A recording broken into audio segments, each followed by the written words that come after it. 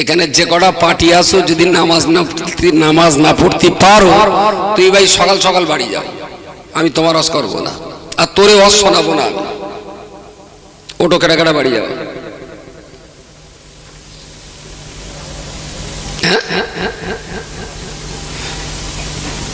তাহলে বসে থাকা মানে ফজর থেকে বল নামাজ পড়তে হবে ইনশাল্লাহ। বেলা 8টার সময় আমার দেখা হবে, সালাম আলাইকুম আলাইসালাম, নামাজ। তাহলে তো ভাই সে আল্লাহ চাইনি বলে হয়নি, ওই বলে দেবে আল্লাহ চাইনি বলে হয়নি।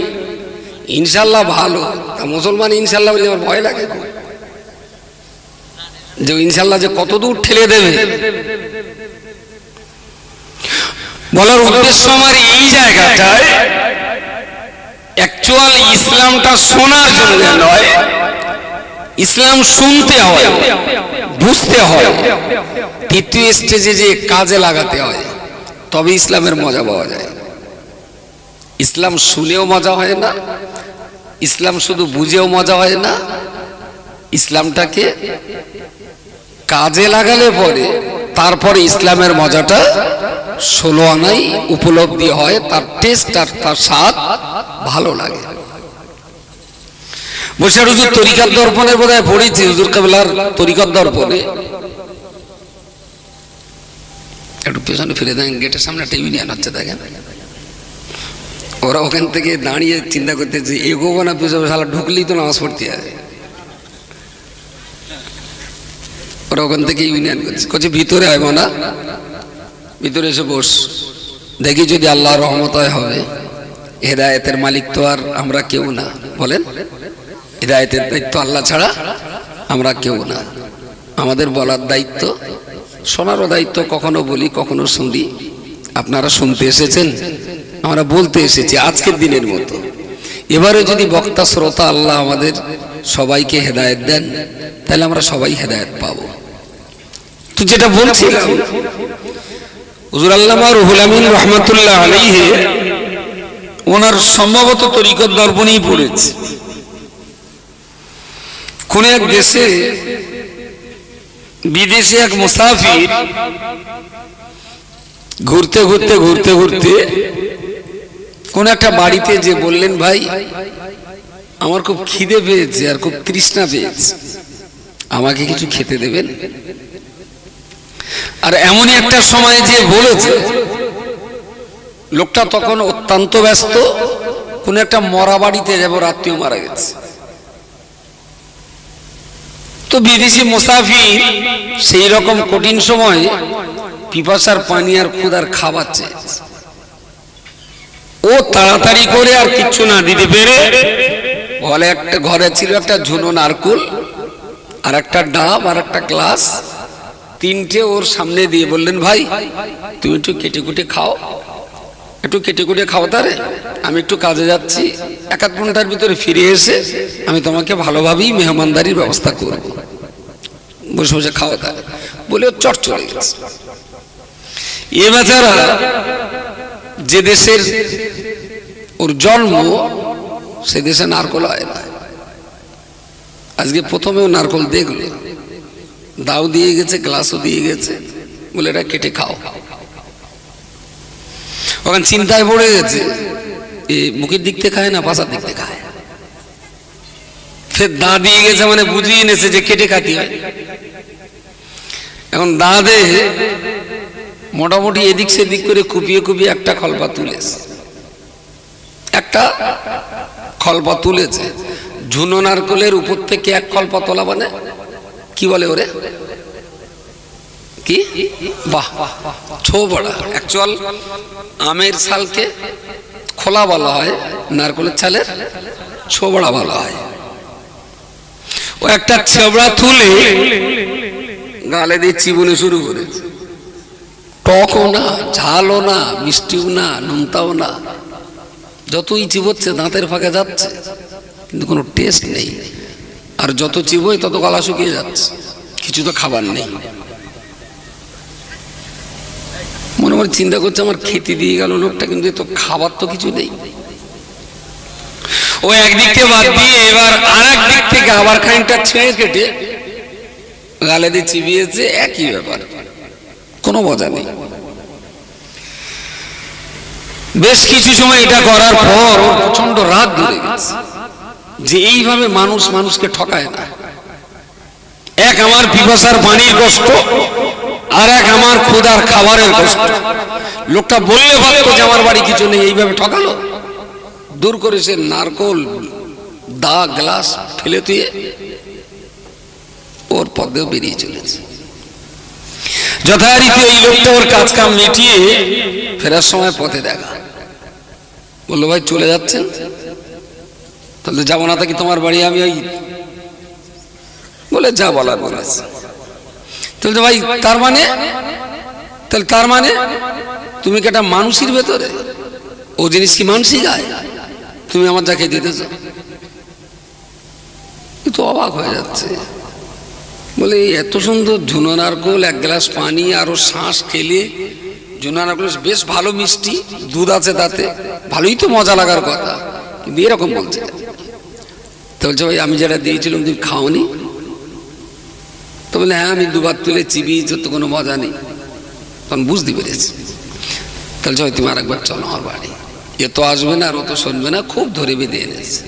এনে বলছে দা যা যা দিয়ে গেছিল ওই বাগানে ফেলে দিয়েছে।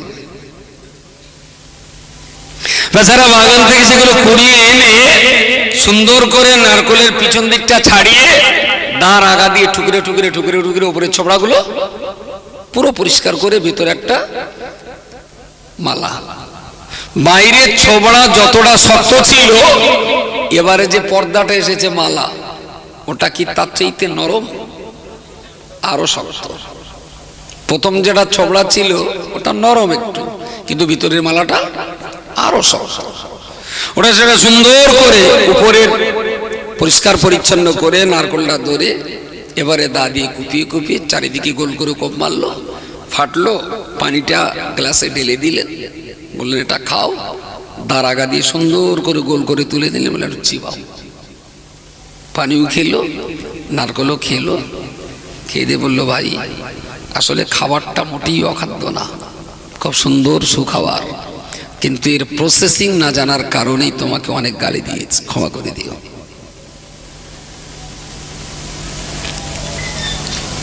এখানে যারা আছেন ভেতরে খাওয়া কজন আর ছোবড়া খাওয়া কজন? আমার তো মনে হয় মুসলমানের বংশে আমরা যা আছি, 1000-এর ভেতরে 999টা ছোবড়া চিবরে বাটি, যার জন্য ইসলাম ওদের মোটে ভালো লাগে না।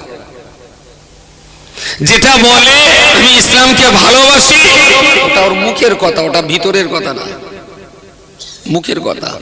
ইসলামকে যে ভালোবাসবে সে কখনোই আল্লাহর নাশুকরি করতে পারে না।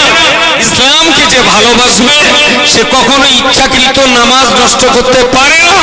ইসলামকে যে ভালোবাসবে সে কখনো 3 নম্বর পিকিট 1 নম্বর বলে বেচতে পারে না। ইসলামকে যে ভালোবাসবে সে কখনো ওজনে কম দিতে পারে না। ইসলামকে যে ভালোবাসবে সে কখনো বাপ ও মায়ের অবাধ্যতা করতে পারে না। মুসলমানরা যেটা বলে ইসলাম ভালোবাসি, এটা মুখের কথা। আমি এক এক করে যদি বলি, সুদের টাকা খেতে নেই ওটা হারাম, পনের শাড়ি খেতে নেই ওটা হারাম, মহিলা সমিতির সুদের সঙ্গে জড়াতে নেই ওটা হারাম, ওজনে কম দিতে নেই ওটা হারাম, স্ত্রীকে বেপর্দায় বাইরে বার করতে নেই ওটা হারাম, বাচ্চাদের মূর্খ রাখতে নেই ওটা হারাম, সত্য কথা না বলে মিথ্যা বলতে নেই ওটা হারাম। সব যদি এক এক করে বলি, হাত পা ছেড়ে দিতে বলবে এত কঠিন, বাপ রে বাপ, এ কি মানা যায়? ইসলাম বিরাট কঠিন, বিরাট কঠিন, ও কি মানা যায়? বলবেই। আমি বললাম ভাই কোরআন শরীফে আছে ইসলাম কঠিন না, ইসলাম কঠিন না, খুব সহজ। যে কোরআনে আল্লাহ ইসলাম আমাদের উপরে প্রচার পাঠিয়েছেন, সেই কোরআনেই তো আল্লাহ বলেছেন ربنا لا تحمل علينا إصرا كما حملته على الذين من قبلنا ربنا ولا تحملنا ما لا طاقة لنا به واعف عنا واغفر لنا وارحمنا أنت مولانا فانصرنا على القوم الكافرين وقال مولى رب العالمين الله ربنا لا تحمل علينا إصرا كما حملته على الذين من قبلنا يا معبود মাওলা আল্লাহ পূর্ব জামানার মানুষের জন্য ইসলামকে যেমন কঠিন করে দিয়েছিলেন আমাদের জন্য আমার ইসলামটাকে পূর্ব জামানার মতো কঠিন করে দেবেন না কামা হামালতাও অতীতকালে ইসলামটা যত কঠিন ছিল আল্লাহ আমাদের এই ইসলামটা যেন অত কঠিন না হয় এখন এরা কচি কোলে নিয়েছি পেশাব করে দিয়েছে আমার চাদরের এই অংশটা পেশাব লেগে গেছে আমি কি গায়ে দিয়ে নামাজ পড়তে পারবো পারবো যদি ঠিক এখান থেকে কাঁচিটা কেটে এটা যদি বাদ দিয়ে দেই এটা গায়ে দিয়ে কি নামাজ হবে নামাজ নামাজ নামাজ বলিও আস্তে আস্তে স্লো হয়ে যাচ্ছে একজন শুধু বলেছে হবে হবে দেখা যায় ওইটা বের করার জন্য তিনবার করে বলতে যাবে নামাজ হবে কারণ নাপাকের সঙ্গে আর এর কোনো সম্পর্ক নেই পুরো আলাদা হয়ে গেছে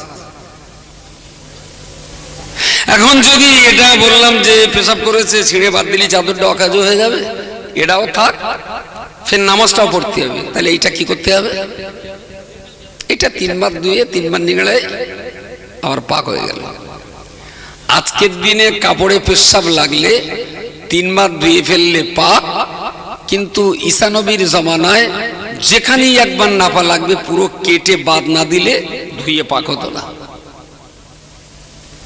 সেদিনকার ইসলামে নাপাক লাগলে সেই জায়গা কেটে বাদ দিতে হতো আর আজকের জামানায় ধুয়ে ফেললে সেটা পাক তাহলে সেই দিনের ইসলামের চেয়ে আজকের ইসলাম তাহলে এত সহজ ইসলাম যে তোমার শাল কেটে বাদ দিতে হবে না চাচা ধুয়ে নিলেই পাক তবুও যদি সুমন্দি বলে কঠিন তাহলে কোন ইসলাম চায়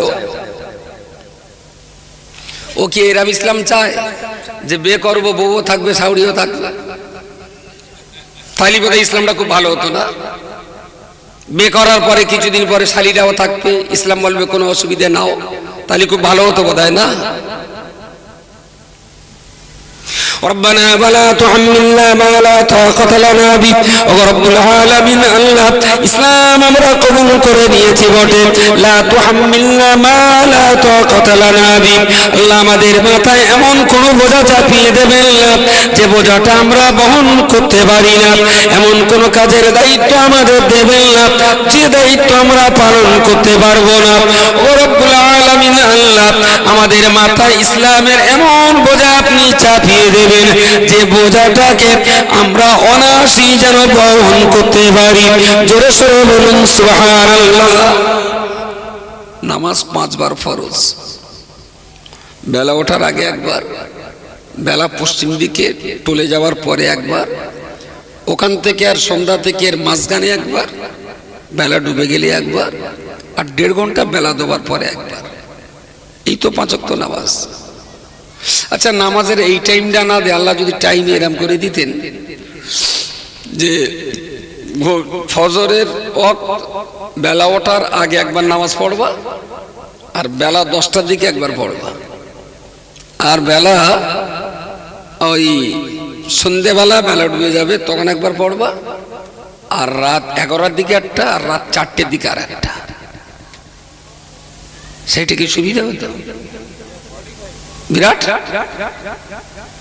এক্ষুনি নামাজের যে টাইম আল্লাহ দিয়েছেন সত্যিকারের কথা বলবেন যে এর জন্য কি নামাজের খুব কাজের খুব ক্ষতি হয় কোনো ক্ষতি সকালবেলা ঘুমের থেকে উঠবেন একটু পেশাব করলেন মেশাব করলেন পানিতে উজু করলেন 4 রাকাত নামাজ পড়লেন এবারে আপনি কোদাল কুরুল নিয়ে মাঠে যান দেখবেন নিজের একটা মদ্দালক মনে হবে দীর্ঘ 6 ঘন্টা তো লম্বালম্বি হয়েছিল এই আঙুলের কলকবজাগুলো স্থির হয়েছিল।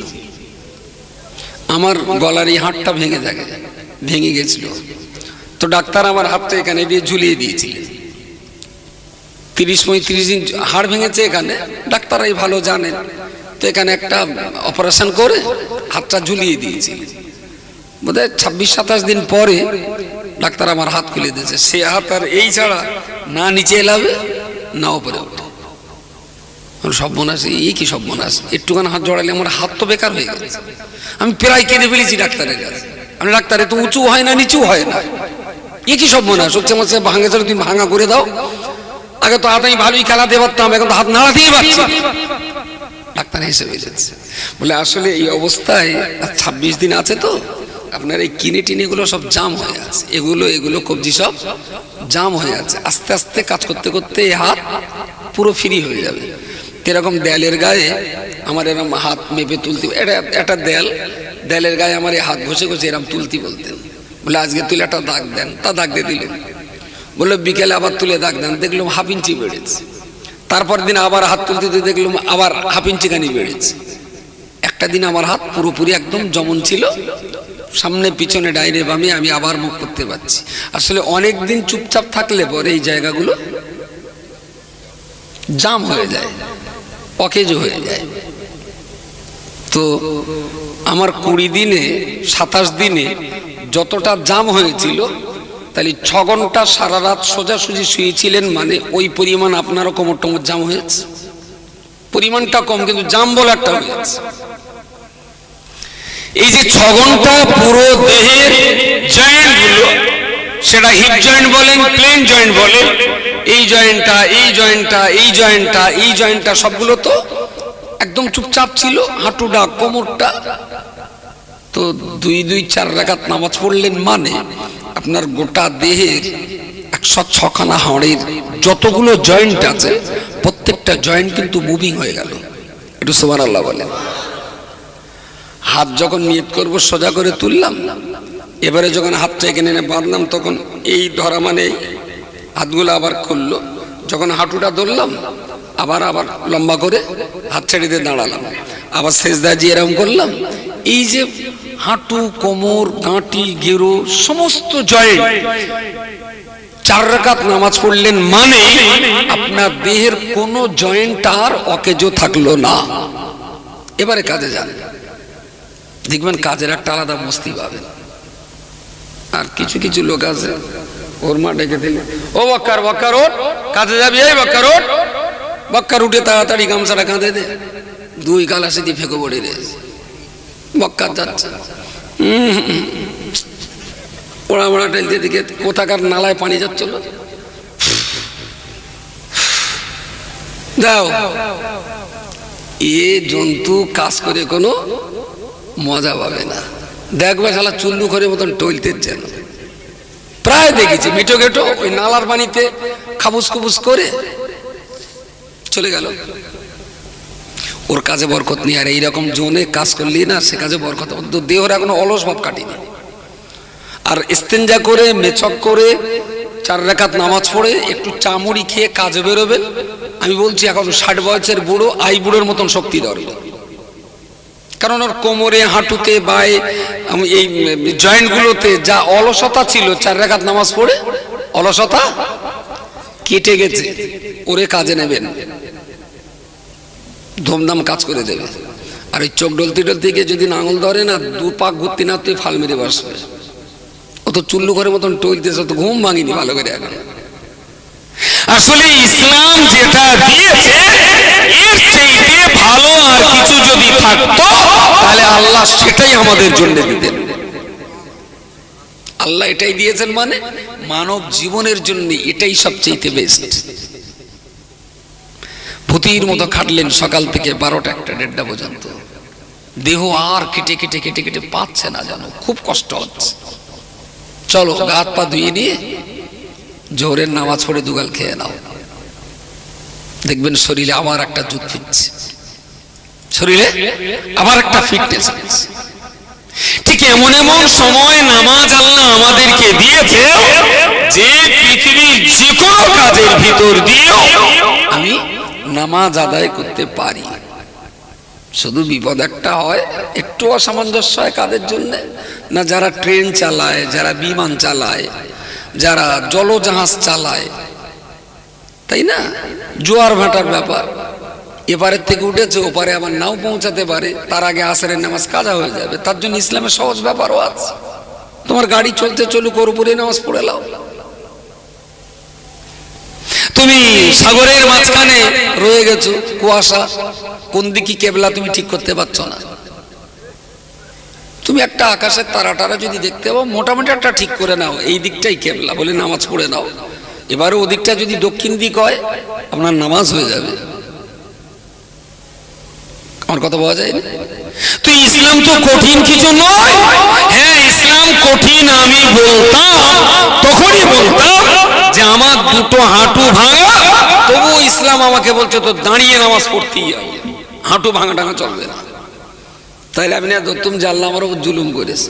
আমার দুটো হিঁটো ভাঙা, কি করে দাঁড়াই বলো দিন? আমি তোমার দুটো হিঁটো ভাঙা, তুমি বসে নামাজ পড়ো। তোমার কোমর ভেঙে গেছে, তুমি শুয়ে নামাজ পড়ো। তুমি হাত তুলতে পারছো না, হাত যেখানে আছে ওখানে রেখে চোখের পাতা নেড়ে ইশারা করে নামাজ পড়ো। এর চাইতে আল্লাহ আর কত সহজ করবে? আর কত বলবেন কি চুলকুনিতে নামাজ দিতে গেল, না দিলেও হতো। এই ছাড়া আর কোনো উত্তর নেই ওর কাছে। ও তখন বলে এটা না দিলেই ভালো ছিল, এটা আল্লাহ দিতে গেল কেন? তুই যদি বলিস তাহলে আমিও বলবো আল্লাহর একটা ভুল হয়ে গেছে, তোরে একটা ফার্স্ট ক্লাস হুনমান না করে মানুষ করিস। তুই যখন নামাজ পড়বি না, তুই হুনমান হ, শেল হ, খেকশেল হ, বিড়েল হ। বিলের উপরে নামাজ পড়া যাচ্ছে? খেকশেলের কক তো নামাজ পড়স, নেড়ি কুত্তা বুনস। তুই ভাই সেই দলে চল যা, এক অক্ত নামাজ পড়তে হবে। কোন শালা তোরে নামাজ পড়তে বলে আমি দেখে নেব, তুই ওই দলে চল যা। কেটে কেটে যাবে আর তোর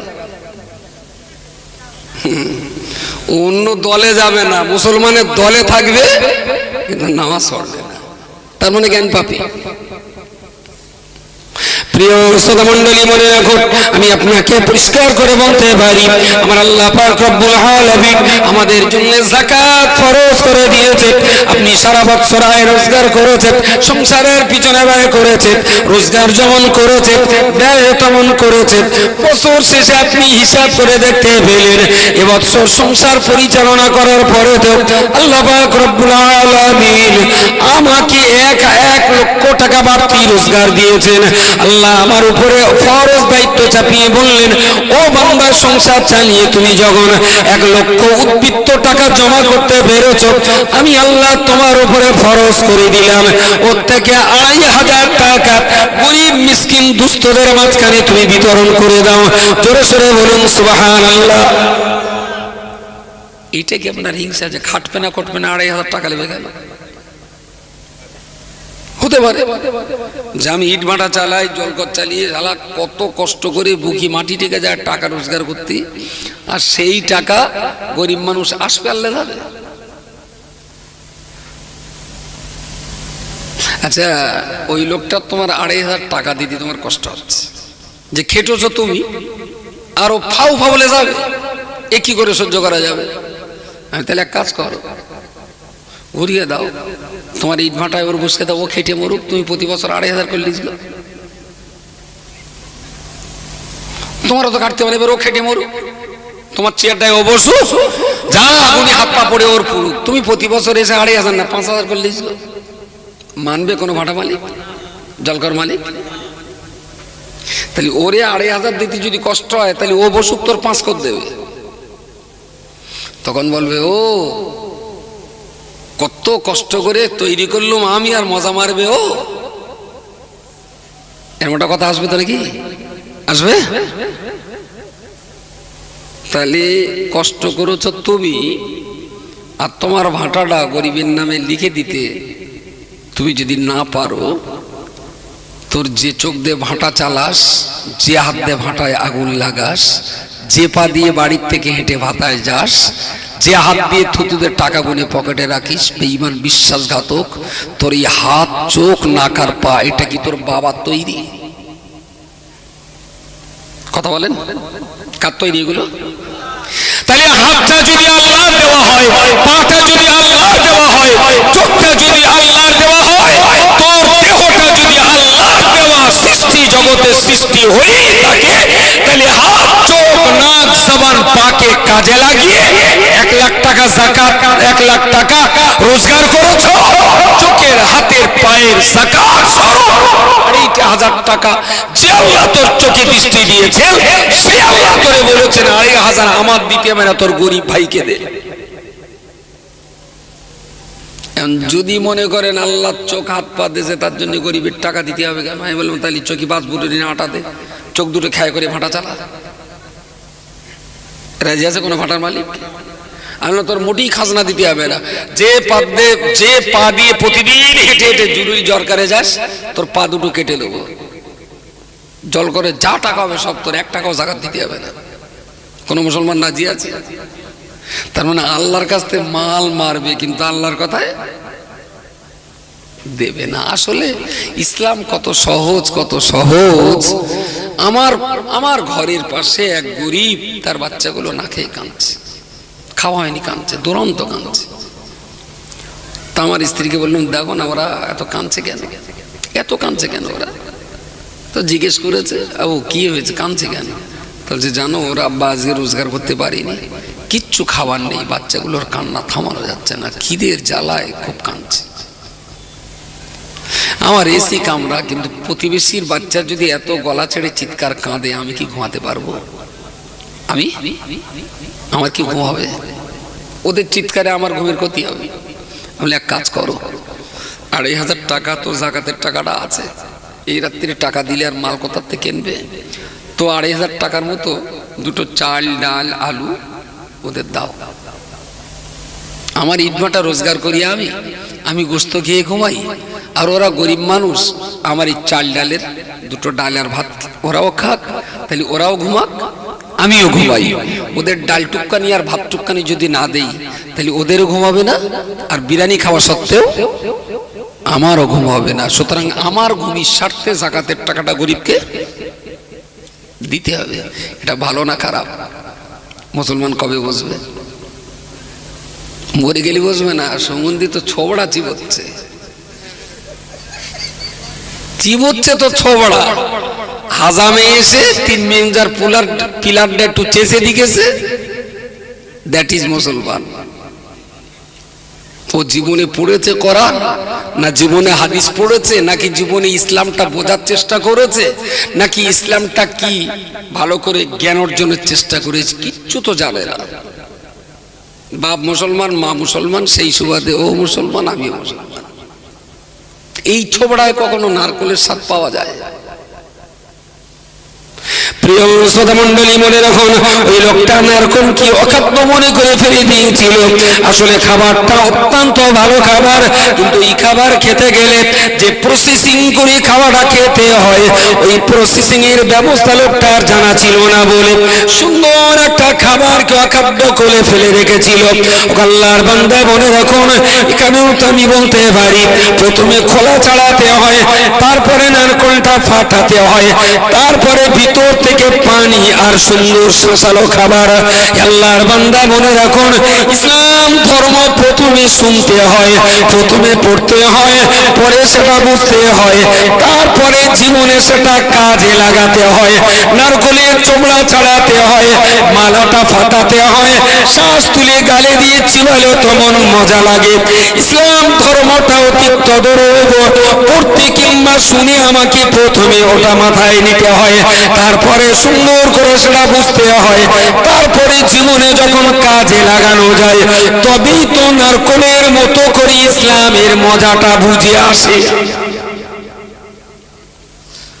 পড়িওনি, বুঝিওনি, খাইওনি, গালে তুলিনি, শুধু বলেছে ইসলাম ভালো, ইসলাম ভালো ধর্ম। কারণ ও জানে, ফটাং করে যদি বলি ইসলাম একটা বাজে ধর্ম, তাহলে আমার বাড়িতে কোনো মহিলা আর পা দেবে না।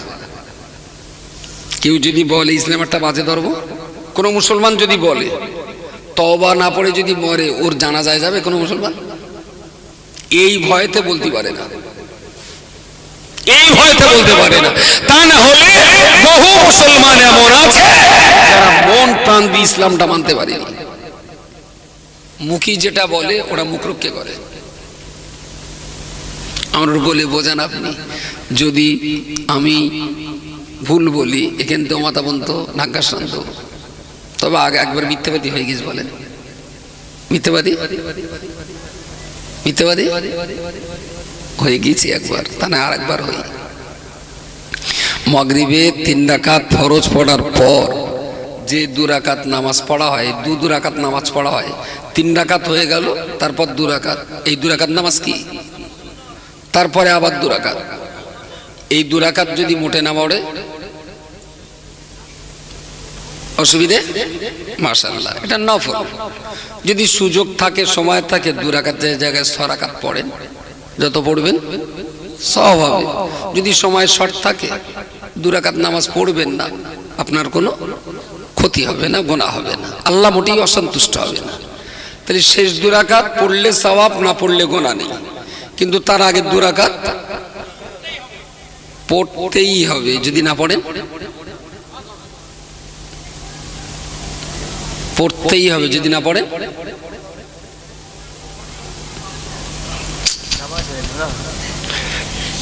না পড়লেন। আসলে নামাজ তো পড়েই নিতে হওয়ার প্রশ্ন কেন? এই 2 রাকাত নামাজ পড়া কি হারাম, মাকরুহ, সুন্নতে মুআক্কাদা? সুন্নতে মুআক্কাদা অগ্রাহ্য করলে তার গুনাহ হয়, তার গুনাহ হয়। তবে ফরজে আইন যে 5 ওয়াক্ত নামাজ, ওটা আদায় হয়।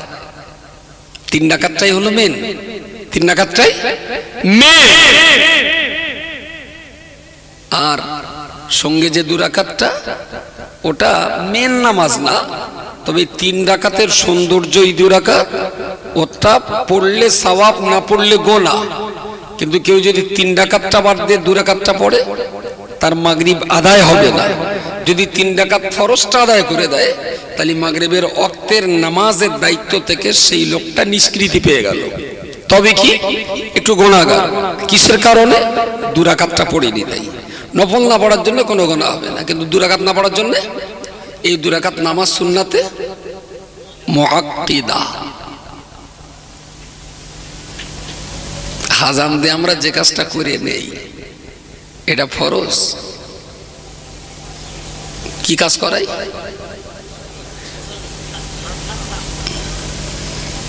পাকা শরীর আছে এর ভেতরে কিছু, শুনি না সারা হাবাল্লা হয়ে গেছে।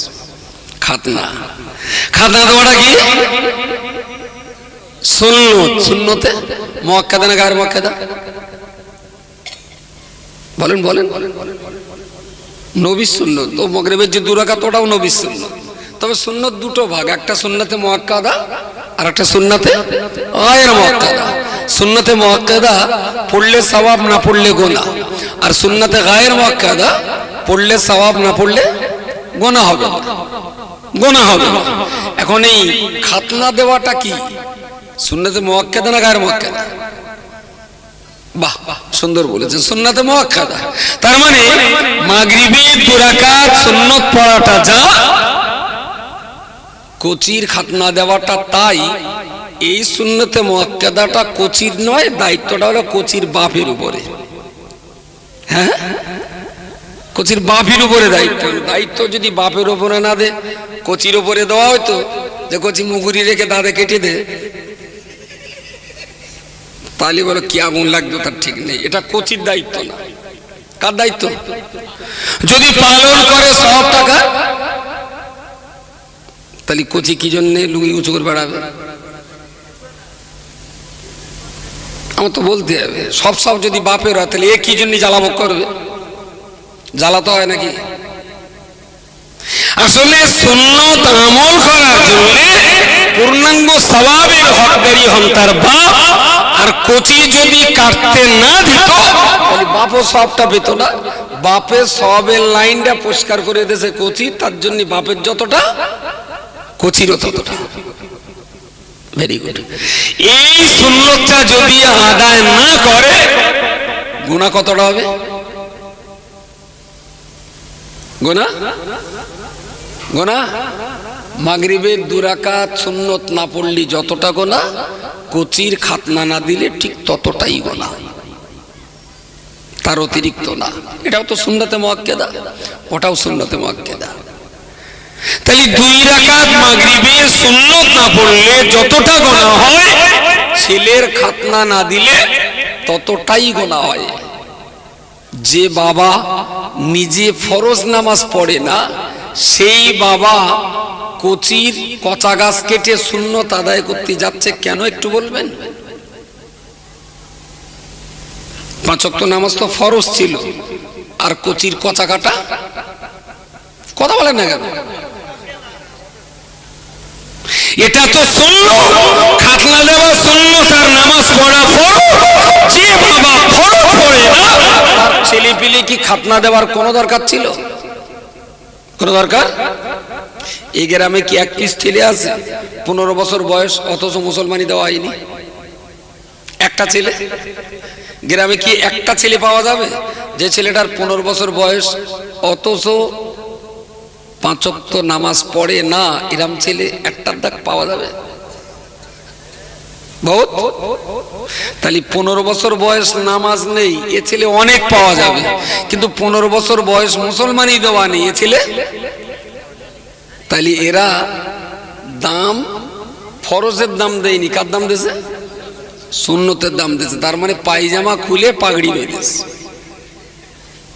পায়জামা পরা এখান থেকে তো ঢেকে ঢেকে রাখা ফরজ। এখন সে ঘরে পাগড়ি হারিয়ে গেছে, পাচ্ছে না।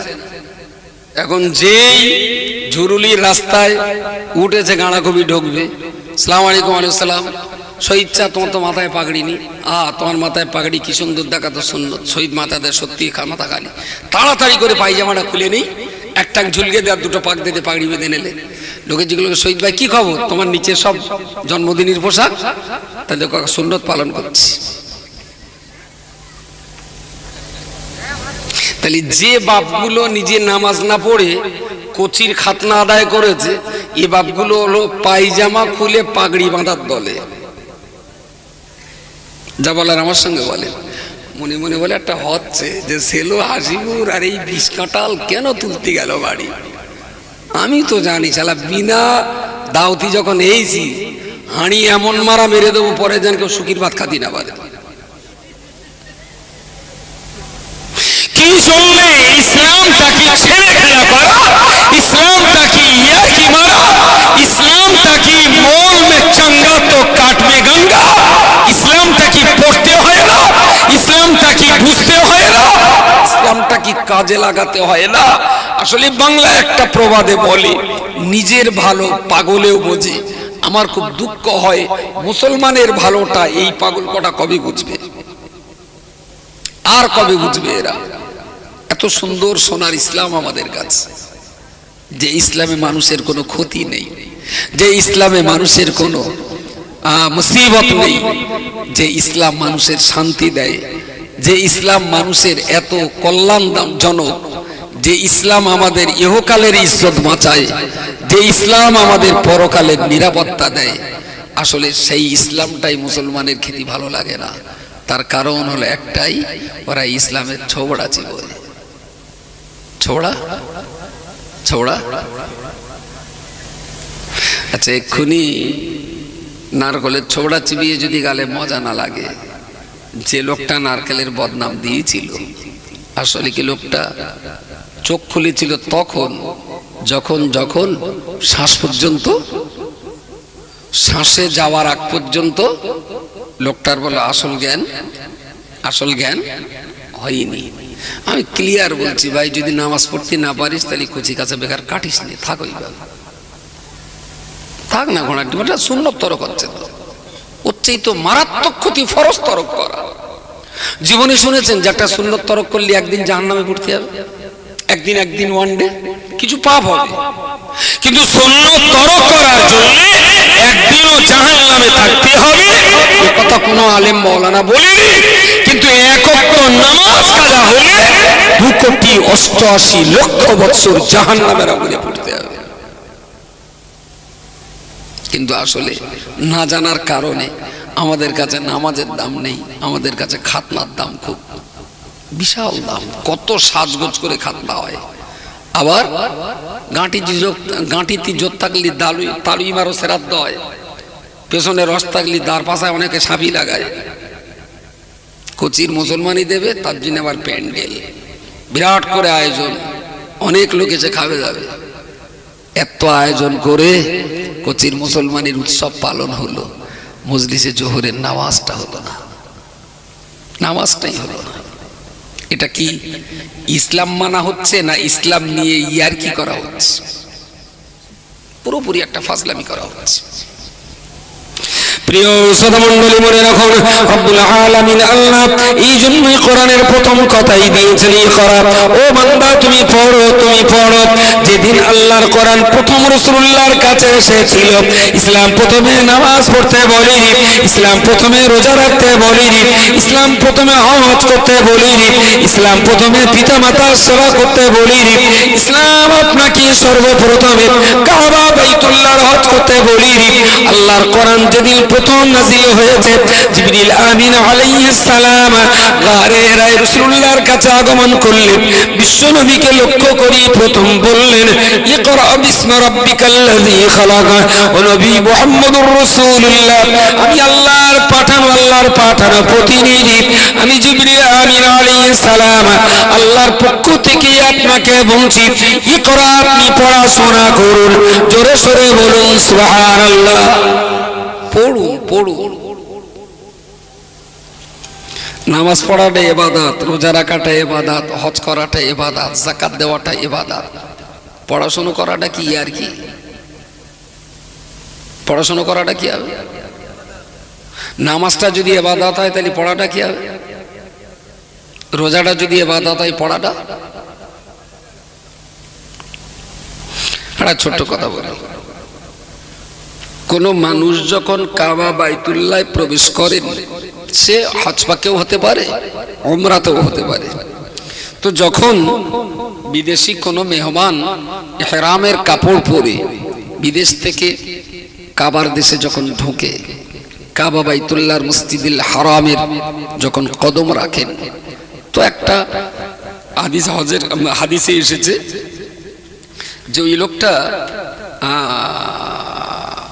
প্রথম যখন কাবায় চোখ পড়বে, একদম প্রথম দৃষ্টিতে কাবায় চোখ পড়তেই লোকটা প্রথমেই যে দোয়াটা চাইবে, সেই দোয়াটা আল্লাহর কাছে কবুল হবে। বলুন সকলে সুবহানাল্লাহ। অনেক দোয়া না, প্রথম দৃষ্টির প্রথম দোয়া, এটা কবুল হবে। আর আপনি কোন দোয়া চাইবেন? নামাজের দোয়া না রোজার দোয়া, জান্নাতে যাওয়ার দোয়া না জাহান্নাম থেকে বাঁচার দোয়া? তো দরগাবাড়ি সাহেবের অনেকে দেখেছেন, মনে পড়ে, দেখেছেন? আমাদের খোলাপাতার বুজলুর রহমান দরগাবাড়ি সাহেব দেখেননি না? কেউ নেই এর ভিতরে? আমাদের মুফতি সাহেবের বয়স যা, দরগাবাড়ি সাহেব তার চাইতে 1 বছর পরে, মুফতি সাহেব হওয়ার 1 বছর পর ইন্তেকাল করেছিলেন। এটা আমার দাদি আম্মার কাছেও শুনেছি, আব্বাও বলেন। তার মানে হুজুর আল্লামা বুজলুর রহমান সাহেব কম বেশি ধরুন 51 বছর টছর ইন্তেকাল করেছেন। তো উনি বলতেন হাজিদের যে তোমরা প্রথম দৃষ্টি কাবায় পড়লেই পরে কোন দোয়াটা চাবে? হাজিরা বলতেন, কেউ বলতেন হুজুর জাহান্নাম থেকে বাঁচার দোয়া চাই, কেউ বলতেন হুজুর আল্লাহ যেন আমার জান্নাতে দেয় সেই দোয়াটা চাই, কেউ বলতেন হুজুর আল্লাহ যেন আমার পুলসিরাত পার করে দেয় সেই দোয়াটা চাই। হুজুর বলতেন না, রব্বানা মুস্তাজাবুদ দাওয়াত।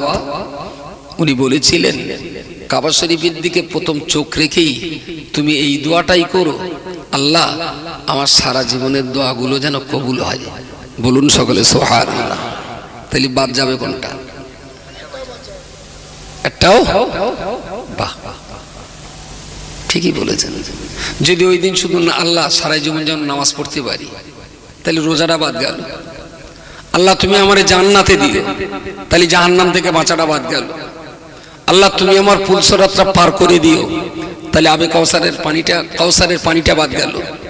তো এইসব অন্য কোনো দোয়া আছে? তুমি এই দোয়াটাই করো, আল্লাহুম্মা জাআলনি মুস্তাজাবুদ দাওয়াত। ওগো আল্লাহ সারা জীবন যত দোয়া করি সেই দোয়াগুলো যেন কবুল হয়। বলুন সকলে সুবহানাল্লাহ। তাহলে জিন্দেগির আর কোনো কথা বাদ গেল না। প্রিয় শ্রোতা মণ্ডলী, মনে রাখুন আমার আল্লাহ পাক রব্বুল আলামিন তিনি ইচ্ছা করলে কোরআনের প্রথম কথা নামাজ দিয়ে বলতে পারতেন, ইচ্ছা করলে আমার আল্লাহ কোরআনের প্রথমেই ওয়াতুজ যাকাত দিয়ে শুরু করতে পারতেন। কোরআনে আমার আল্লাহ ইচ্ছা করলে অতহিজ্জুল হজ দিয়ে আমার আল্লাহ শুরু করতে পারতেন, অতহিজ্জুল বাইতা মান ইসতাতা ইলাইহি সাবিলা আনিশকুরলি ওয়া লিওয়ালিদাইয়া, পিতামাতার সেবা দিয়ে আমার আল্লাহ কোরআন শুরু করতে পারতেন। কিন্তু কোরআনটা এমন একটা বাক্য দিয়ে আমার আল্লাহ শুরু করেছেন, ইকরা, তুমি পড়াশোনা করো। আসলে তুমি যদি পড়াশোনা করতে পারো তবেই তো তুমি ভালো নামাজ পড়তে পারবে। তুমি যদি ভালো পড়াশোনা করতে পারো তবেই তো তুমি ভালো করে হজ করতে পারবে। তুমি যদি ভালো পড়াশোনা করতে পারো তবেই তো তোমার বাপ মার ভালো সেবা করতে পারবে। তুমি যদি সুন্দর পড়াশোনা করতে পারো তবেই তো তুমি ইসলামটাকে বুঝে সুঝে সুন্দর করে তোমার আল্লাহর ইবাদত করতে পারবে। আর আসলে তোমার ভিতরে যদি পড়াশোনা না থাকে তোমার জিন্দেগির কোনো ইবাদত তুমি ভালো করতে পারো না। তো কাবায় প্রথম চোখ রেখে এই দোয়াটা করো যে আল্লাহ আমার দোয়াগুলো যেন কবুল হয়। আর তুমি মুসলমানের ইসলামে ঢোকার শুরুতেই ভালো করে লেখাপড়াটা করো যেন সব ইবাদতগুলো তুমি সুন্দর করে আদায় করতে পারো।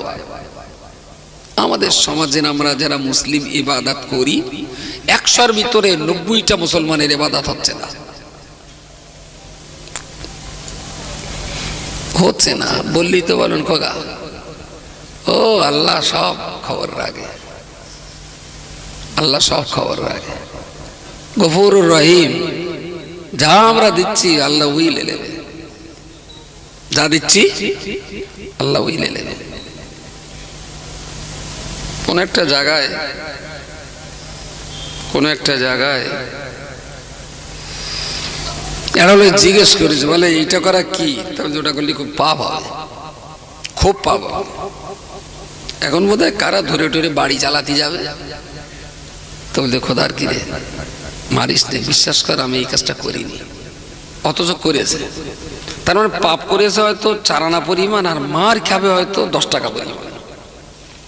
সে মারি চোটের ভয়তে বলতে খোদার কিনা আমি করিনি, মারিস নে। তোর একজন জিজ্ঞেস করতে, তুই তো সেদিন বললি খোদার কিনে করিনি, কাজ তো তুই করিনি, তো দিতে আল্লাহ ওটা ধরে নেবেন যে ঠেলায় পড়ে বলে এতটা মার আমি সহ্য করতে পারি, আল্লাহ ওটা ধরে নেবেন যে আমি খুব চাপে পড়ে একটা মিথ্যা কথা বলেছি, আল্লাহ ধরে নেবেন।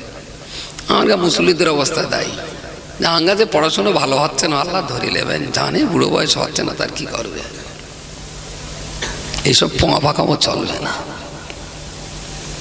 ও খাটায় যদি নুন কম হয় বুড়ো চচ্চড় করে ওঠে, রেঁধে রেঁধে বুড়ি হয়ে যাচ্ছ, খাটা রেললে তার নুন দেওয়ার কথা বলেনি, অথচ বুড়ো নামাজ পড়ে পড়ে বুড়ো হয়ে যাচ্ছে, সুবহানা রাব্বিয়াল আযীম উচ্চারণ করতে পারে না, উচ্চারণ করতে পারে না। একদিন খাটায় কম নুন কমলি, তার জন্য বৌমারা ধমক শুনতে হয়। আর সুমন্দি তুমি তো সারা জীবনে রুকোটা ভালো করে করতে পারোনি, খোদার কাছে তোমার কতটা ধমক পাওনা আছে। আবার একটু যদি বেশি করে হাতে পায়ে ধরে শেখাতে যায় না, তাহলে খোকা অত বোঝাতে হবে না, যার কবরের হিসেব সেইটি দেবে, যার ঘরের হিসেব। তখন না মনে হয় যে 2-4টা বুড়ো নদীর চরে ফেলে রেখে শালা শগুন দিয়ে খাওয়াই, তাহলে বাকি বুড়োগুলো সোজাও। ও তুমি মরে গেলি কাফন পরাবার সময় আমি, সারা আতুর ঘরে জন্ম নিয়ে আজান দেওয়ার সময় আমি, তোমার বিয়ের সময় আনকা হাতুকা পড়াবার বেলা তখন আমি, তোমার জানাজার বেলা তখনও আমার কবরে শোয়াতে হবে বিনা বিসমিল্লাহি ওয়া আলা মিল্লাতি রাসূলিল্লাহ, ওটাও আমি। বিনা খালাকনাকুম পড়াতে হবে, ওটাও আমি। তোর জিন্দেগির ভালো আর মন্দর ক্ষতি আর লাভটা আমি বলবো না, তা তোর বাবা বলবে। শালা জন্মানোর সময় নেতাদের আজান দিস নি করে, এই শালা হারাম কর। পঞ্চায়েতের প্রধানের ডাক পিতো যে আমার মা একটা বাছুর পেড়েছে, আজান দিয়ে যাও। ডাকে কার? মসজিদের ইমাম মুয়াজ্জিন যা প্রতিবেশী একটু জানে বোঝে, তুই তো তখন তো নেতা ডাকিস নি যে একটু আজান দাও, বেশ সময় তো বলিস যে আমার ব্লকের বড় নেতা হরিপদ কর্মকার ও আমার বে পড়াবে। সুগন্ধি তখন তো বললো কাই মজুরির ডাক দিয়ে আমার বে পড়াবার জন্য বড় হুজুর দিয়ে বে পড়ে গেল। বা আর তুমি জীবনটা কোন পথে কাটাবা এটা আমরা বলবো না, তা তোমার এই নেতা কেতা জুতোর ফিতে বলবে তোমার জীবন কোন দিকে যাবে। আল্লাহর রাস্তায় বলছি, আমারও স্বার্থ আছে, চিৎকার চেঁচামেচি করছি, এটা আমারও বিজনেস, এটা আমারও বিজনেস। আমার এই চিৎকার চেঁচামেচিতে যদি একটা আল্লাহর বান্দা যদি নামাজি হয়, একটা আল্লাহর বান্দা যদি কোরআন পাঠের দিকে মনোযোগী হয়, একজন আল্লাহর বান্দা যদি সততার সঙ্গে ব্যবসায়ী হয়, তাহলে সারা জীবন ও যে ভালো কাজগুলো করবে ওর কোনো ভাগ আমার, কথা বলেন, ওর কোনো ভাগ আমি পাবো নাকি? ওর স্বভাব কেটে আমার দেবে? ওর যতটা পাওয়ার ও পাবে, সেই সঙ্গে আল্লাহ আমারও দিয়ে দেবে। কথাটা আস্তে আস্তে বললো এই জন্যে কমিটির লোক যদি শুনতে পায় টাকা কম দেয়নি, বলবেন এদিকতে হলে ওদিকতে নেবে, সব যখন আমি মাল একটু কম দে, তুই টাকা নাই বা দিবি, টাকা এখন দিবি খোলা পাতায় পাম্প পেতে দেবো, ও তো কেউ না কেউ কান বলে নেবে বলেন। কিন্তু আল্লাহ যদি আমার দুটো সওয়াব দেয় কেউ দিতে পারবে না। টাকা হাতের ময়লা আজকে আছে কালকে থাকবে না, কিন্তু আমার এই সওয়াবটা একদম মহাকালের মহাবিপদের চরম মুহূর্তেও সে আমার সঙ্গী হয়ে আমারই সঙ্গে থাকবে। সুতরাং আমি যে স্বার্থপর না এটা একবারও বলবো না, আমার স্বার্থ আছে তাই চিৎকার করছি। তাই মাথা ঘামিয়ে এত জটিল কথা বলবো কেন? ওই বলে দেবো বাদশাহ শাহজাহান কি করে দিল্লির মসজিদ তৈরি করলো, এত সুন্দর করে চুনকাম দেবো না, 4 আনা পরিমাণ বলতে বলতে 2 ঘন্টা সময় শেষ। বাবা এবছর আর সময় হলো না বাবা, আল্লাহ যদি আবার বাঁচিয়ে রাখে আবার কখনো আপনাদের খেদমতে আসতে পারি, সামনে বছর আবার হবে, তারপর মাল মারাল লাইন আরেকবার পরিষ্কার করে ছেলে পিলে যখন আবার মিটিং এ বসবে তো সেই ওই হুজুর বলো সেই বাদশাহ শাহজাহান বলতে বলতে ওই দিল্লি পর্যন্ত গিয়ে আর বলতে পারি সময় ছিল ওই হুজুরটার আরেকবার ডাক। কত সস্তায় ওয়াজ করা যায়, কিন্তু তাতে আমার সমাজ কিভাবে ভাই, আমার সমাজ কি দিলাম আমি আমার সমাজকে, এরা 50,000 টাকা খরচ করলো কি পেল আমার কাছ থেকে। যদি এদের ভিতরে দুটো নামাজির পথ না দেখাতে পারি, যদি এদের দুজনের মুখ থেকে যদি বিড়িটা কেড়ে নিতে না পারি, যদি এদের বাড়ির দুটো মা বোনের মাথায় যদি হিজাব তুলতে না পারি, যদি এদের দুজনের সামনে আল্লাহর কোরআনের পৃষ্ঠা খুলে দিতে না পারি, তাহলে আমি তো একজন ব্যর্থ বক্তা, আমার স্টেজে ওটা উচিত না। তাই ঘুরিয়ে ফিরিয়ে জটিল জিনিসকে হালকা করে সরল সহজ পন্থায় দেওয়ার চেষ্টা করি। যদি আল্লাহ দুটো মুসলমানকে হেদায়েত করে সুপথগামী করেন, সেটাই আমার বড় পাওনা হয়ে যাবে। মনে করেন না যে আমি আপনাদের উদ্ধার করতে এসেছি, আমি আমার উদ্ধারের পথ ক্লিয়ার করছি। যতটুকু আল্লাহ আমার জ্ঞান দিয়েছেন যদি এটা না বলি আমাকে ধরা পড়তে হবে না। তাহলে আমি যে চিৎকার করে বলছি ভাবলেন কি করে আমি আপনাদের উদ্ধার করতে এসেছি? আমি আমার নিজের উদ্ধারের পথ পরিষ্কার করছি।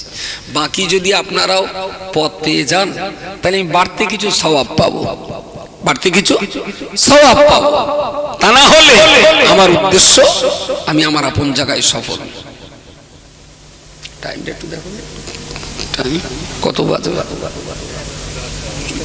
10:12। এখনো 50 মিনিট থাকবো ইনশাল্লাহ। হাসিবুরির শরীর খারাপ, পেট নামছে। আমার ফোন করলে বলি দাওয়াত আছে, বলি না। তাহলে যে যাবেন, আমি কেউ তো লাই না, তা তুই যদি বলিস এই মহাদুদ্দিনে হাসিবুর কাইম সাহেব দাওয়াতে যাচ্ছে, একা 3টে মেরেছে, আমার একটা দিলে না, তা তুই যদি একটা দিস তাহলে আমি মনে করবো আমরা 8 ভাই না 7 ভাই, 6টা রয়েছে, তুই একটা হবি। তাতে হেসে বলে যাচ্ছে, বলতে সত্যি যাবে না? যাবো। আজকে যখন কাজ একটু কম আছে তো ঘুরে আসি, কাজ থাকলে আসতাম না, অফিসে বসে কাজ করতাম, আমারও ভালো লাগছে। তবে এরা যে পরিমাণ সাজিয়েছে না, আমি ঠিক এইটা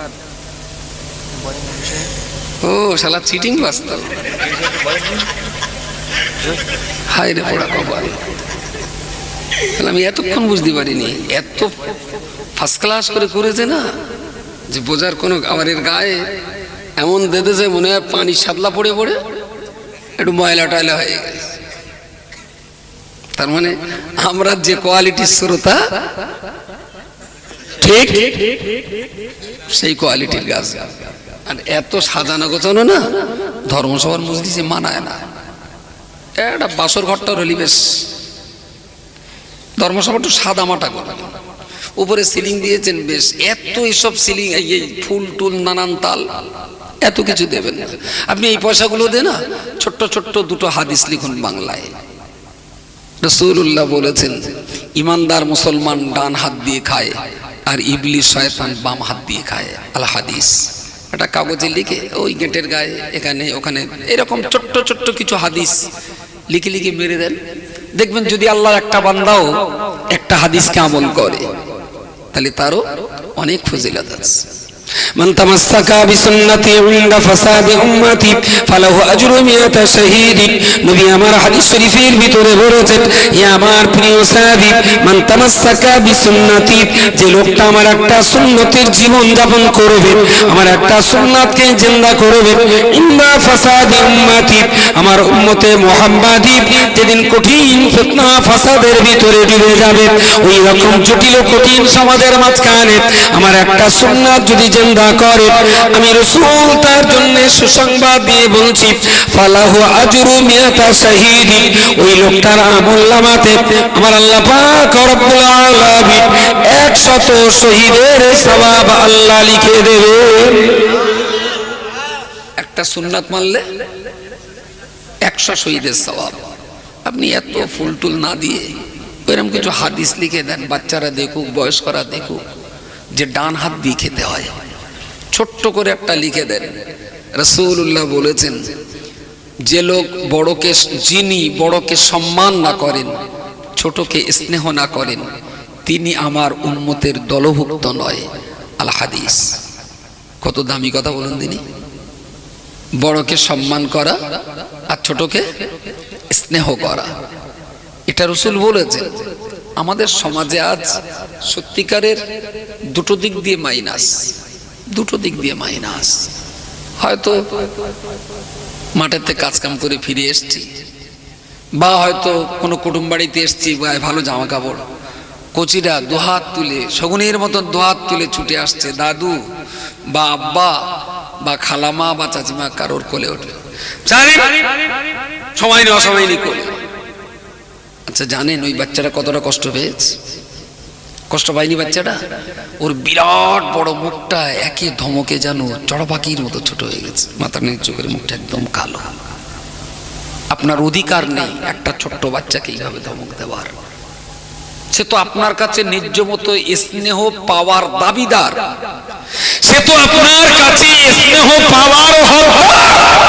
আপনার জামা ময়লা হোক, আপনার গায়ে কাদা লাগুক, বাচ্চাটা যখন শখ করে এসেছে দুহাত তুলে কোলে উঠবে, ওই অবস্থায় কোলে নিতে হবে আপনাকে। এই স্নেহ, প্রেম, ভালোবাসা সে আপনার দাবিদার। আমরা কিছু ভদ্রতা ফলাতে যেয়ে না ধুলো মাখা কচি আমরা কোলে নেই, ধুলো মাখা কচি কোলে নেই, ভুল করছেন। একবার শখ করেছে কোলে উঠবে, কিছু না হলেও গায়ে একটা গামছা জড়িয়ে বাচ্চাটার গামছার উপরে নেন। হতেও তো পারে আপনি যেই কোলে না নিয়ে চলে যাচ্ছেন এটাই তো জীবনের শেষ দেখা, হতে পারে নাকি? তাহলে সে তো আপনারই বাচ্চা, সে তো আপনারই ভাইপো, সে তো আপনারই নাতি, সে তো আপনারই নাতনি, সে তো আপনার কাছে ন্যায্য স্নেহটা পাওনাদার, দাবিদার, হকদার। এতটুকু হক যদি আপনি তাকে মারেন, হাসরের মাঠে আপনাকেও কৈফিয়ত দেওয়া লাগবে। কোচির স্নেহ থেকে বঞ্চিত করেছিলে কেন? আমাদের সমাজ আমরা কিছুটা ভুলছি। আর এই বাচ্চাদের স্নেহ করা আমরা ভুলছি বলেই কিন্তু এই বাচ্চাগুলো আর একটু বড় হয়ে আমাদের আর সম্মান দিচ্ছে না, সম্মান দিচ্ছে না আমাদের। দেবে কি করে? আসলে আমরা যদি তাদের স্নেহটা দিতাম ঠিকঠাক, সে তাইলে তার সম্মানটা আমাকে 16 আনা দিত। বললে গ্রামে তো এত পাপের কথা, বলুন তাহলে হুজুর বলবো কি করে, বললেই তো উল্টো পাল্টা উত্তর দেবে। হ্যাঁ বললে উল্টো পাল্টা উত্তর দেবে। আচ্ছা, যে কোচিটা আজকে পাবজি খেলছেন, আপনি যখন বলছেন কোচি এটা খেলতে নেই, আমার বাপের টাকা আমি খেলতেছি, তোমার তা দেখি, আপনার বিরাট রাগ ধরে গেল। এক পাতা বলে কিনা ওর বাবারটা ও খেলতে, বাবার টাকা দিয়ে ও খেলতেছে, আমার তা দেখি আর কোনোদিন বলবো না। খুব ভালো কথা। গ্রামের ওই বাচ্চাটা একদিন কাদা ধুলো মেখে রাস্তার ধারে কাঁদছিল, বাচ্চাটা আপনার না। এই কাঁদছিস কেন? না বিস্কুট সব বড় ভাই নিয়েছে, আমার একটাও দেয়নি। দাঁড়া দাঁড়া, বড় ভাই তোর সব খাবার খেয়ে চলে গেছে, তোর একটাও দেয়নি। দাঁড়া, এই ছিকে যত তোমাদের বিস্কুট আনতো, দুটো বিস্কুট এনে বাচ্চাটার হাতে দিয়ে, এই শোন, বড় ভাই যদি তোমার না দেয় আমার বলবে তোমার বিস্কুট দেবো। যেদিন কাদা মাটি মেখে সোনা বাচ্চা শিশুটা একটা বিস্কুটের অভাবে রাস্তার ধারে কান্নাকাটি করছিল, সেদিন যদি তার প্রতি স্নেহ ভালোবাসা জড়িয়ে রেখে একটা বিস্কুট যদি তার হাতে তুলে দিতেন, আজকে 15 বছর পরে আপনার কথায় সে বাচ্চাটা মোবাইলটা আপনার হাতে ফেরত তুলে দিত।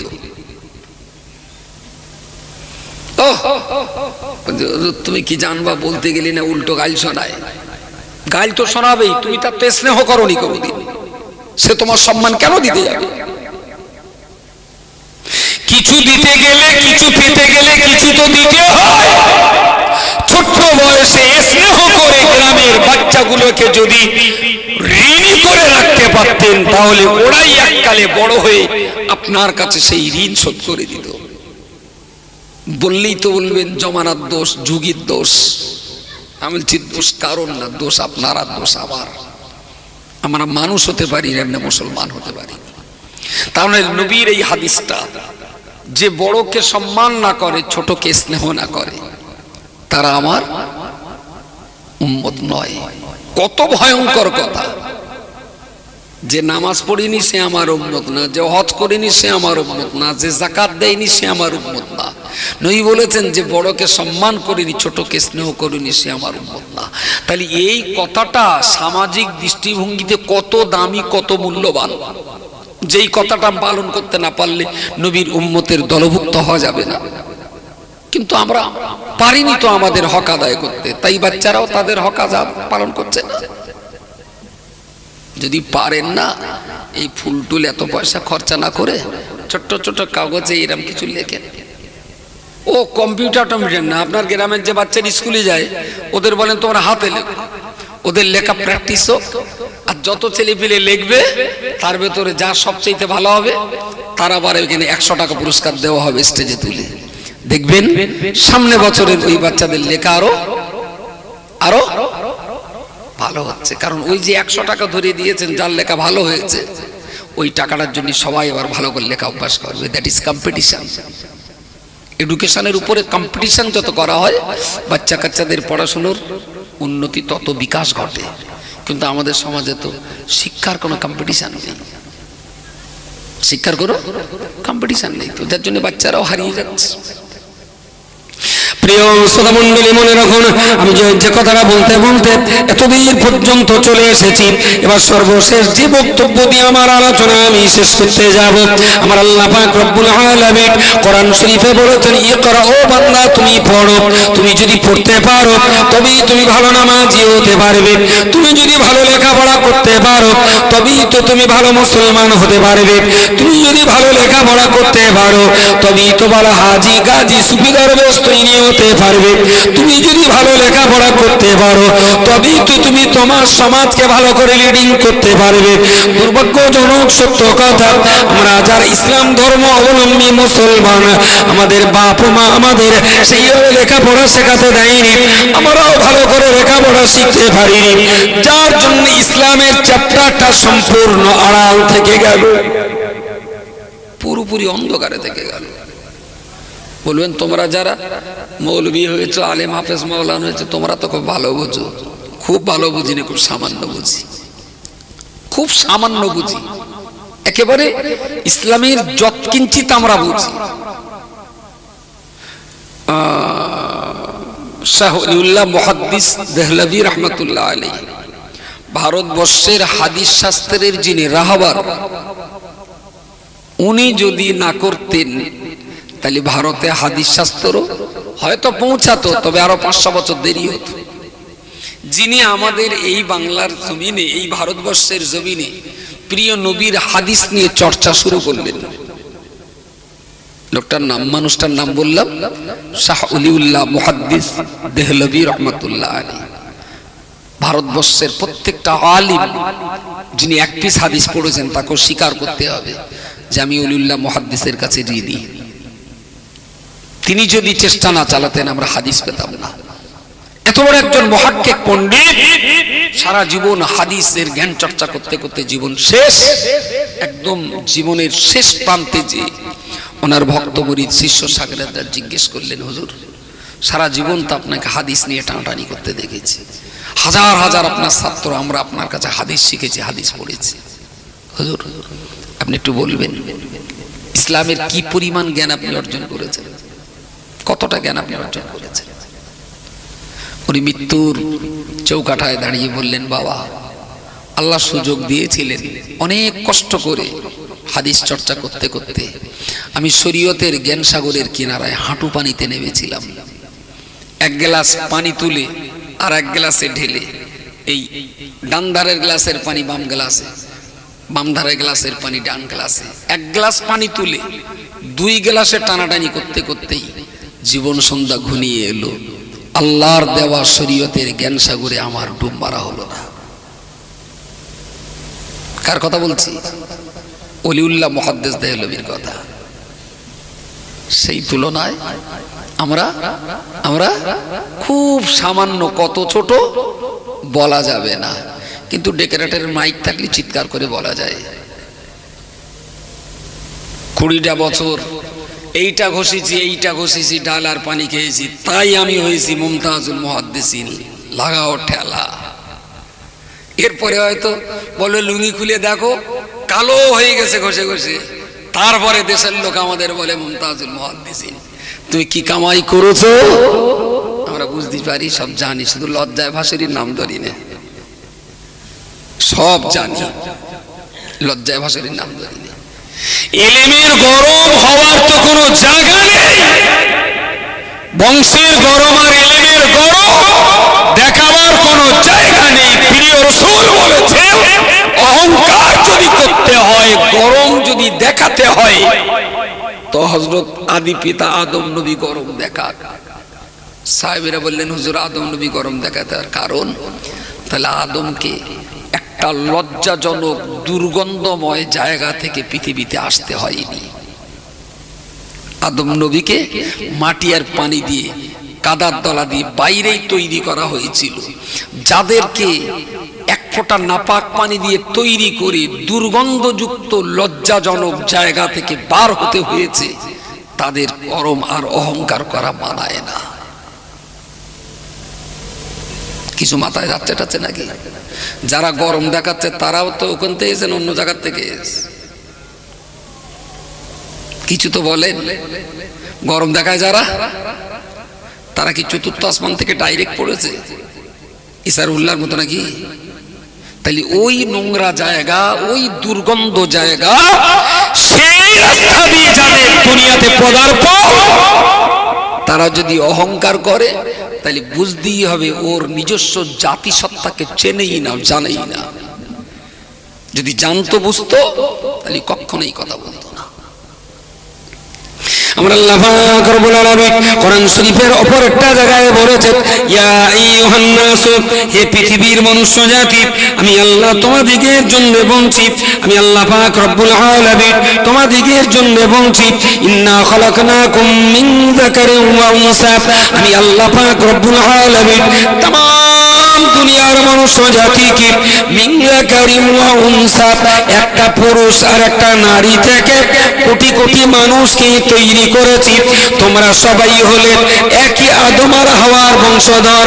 ও বান্দা, আমেরিকান মানুষেরা তারাও আদম হাওয়ার বেটা, বাঙালি মুসলমান আমরাও আদম হাওয়ার বেটা, বাংলাদেশের হিন্দু তারাও তো আদম হাওয়ার বেটা, ব্রিটেনের খ্রিস্টান যারা তারাও তো আদম আর হাওয়া বিবির বেটা। মিন যাকারিন ওয়া উনসা, একটা পুরুষ আর আরেকটা নারী থেকে তোমাদের সৃষ্টি করা, সুতরাং সৃষ্টিগতভাবে তোমরা সবাই এক। সৃষ্টিগতভাবে তোমরা সবাই এক। সোনার দাম 10 গ্রাম কত এখন? 50,000। রূপোর দাম 10 গ্রাম 1,000। 1,000 না বেশি? 1700, 2,000 ধরে। সোনা 10 গ্রাম 50,000, রূপো 10 গ্রাম 2,000, লোহা 10 গ্রাম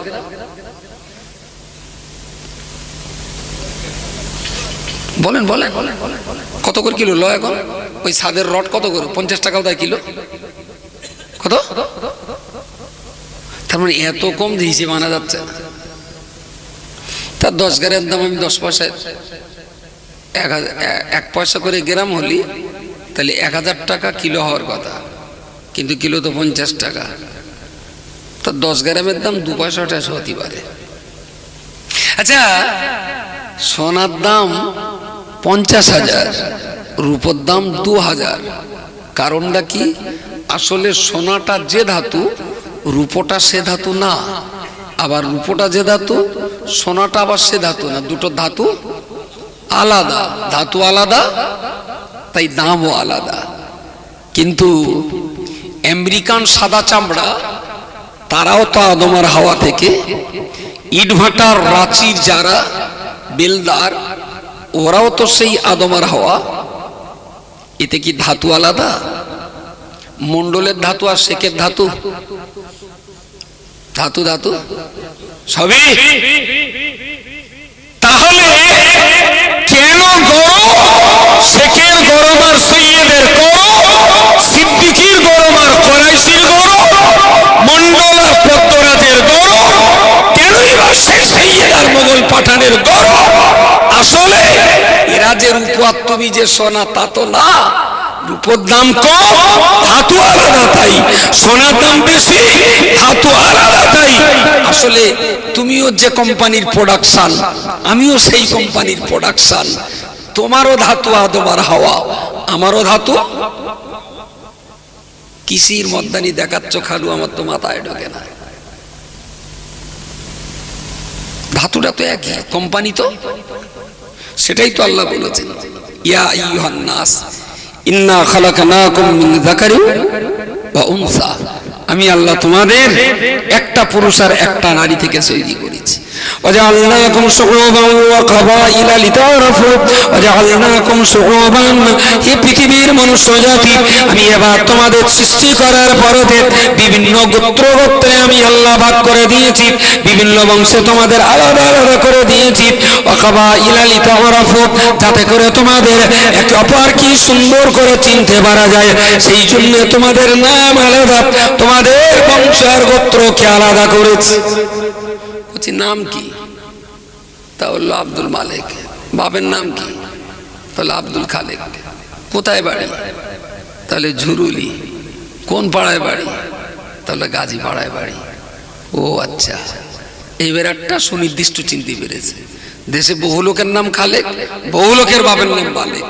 ওই এক ঝুরুলির ভেতরই হয়তো খালেক মালিক গিজ গিজ করতেছে। তা তুমি কোন পাড়ার খালেক করছি?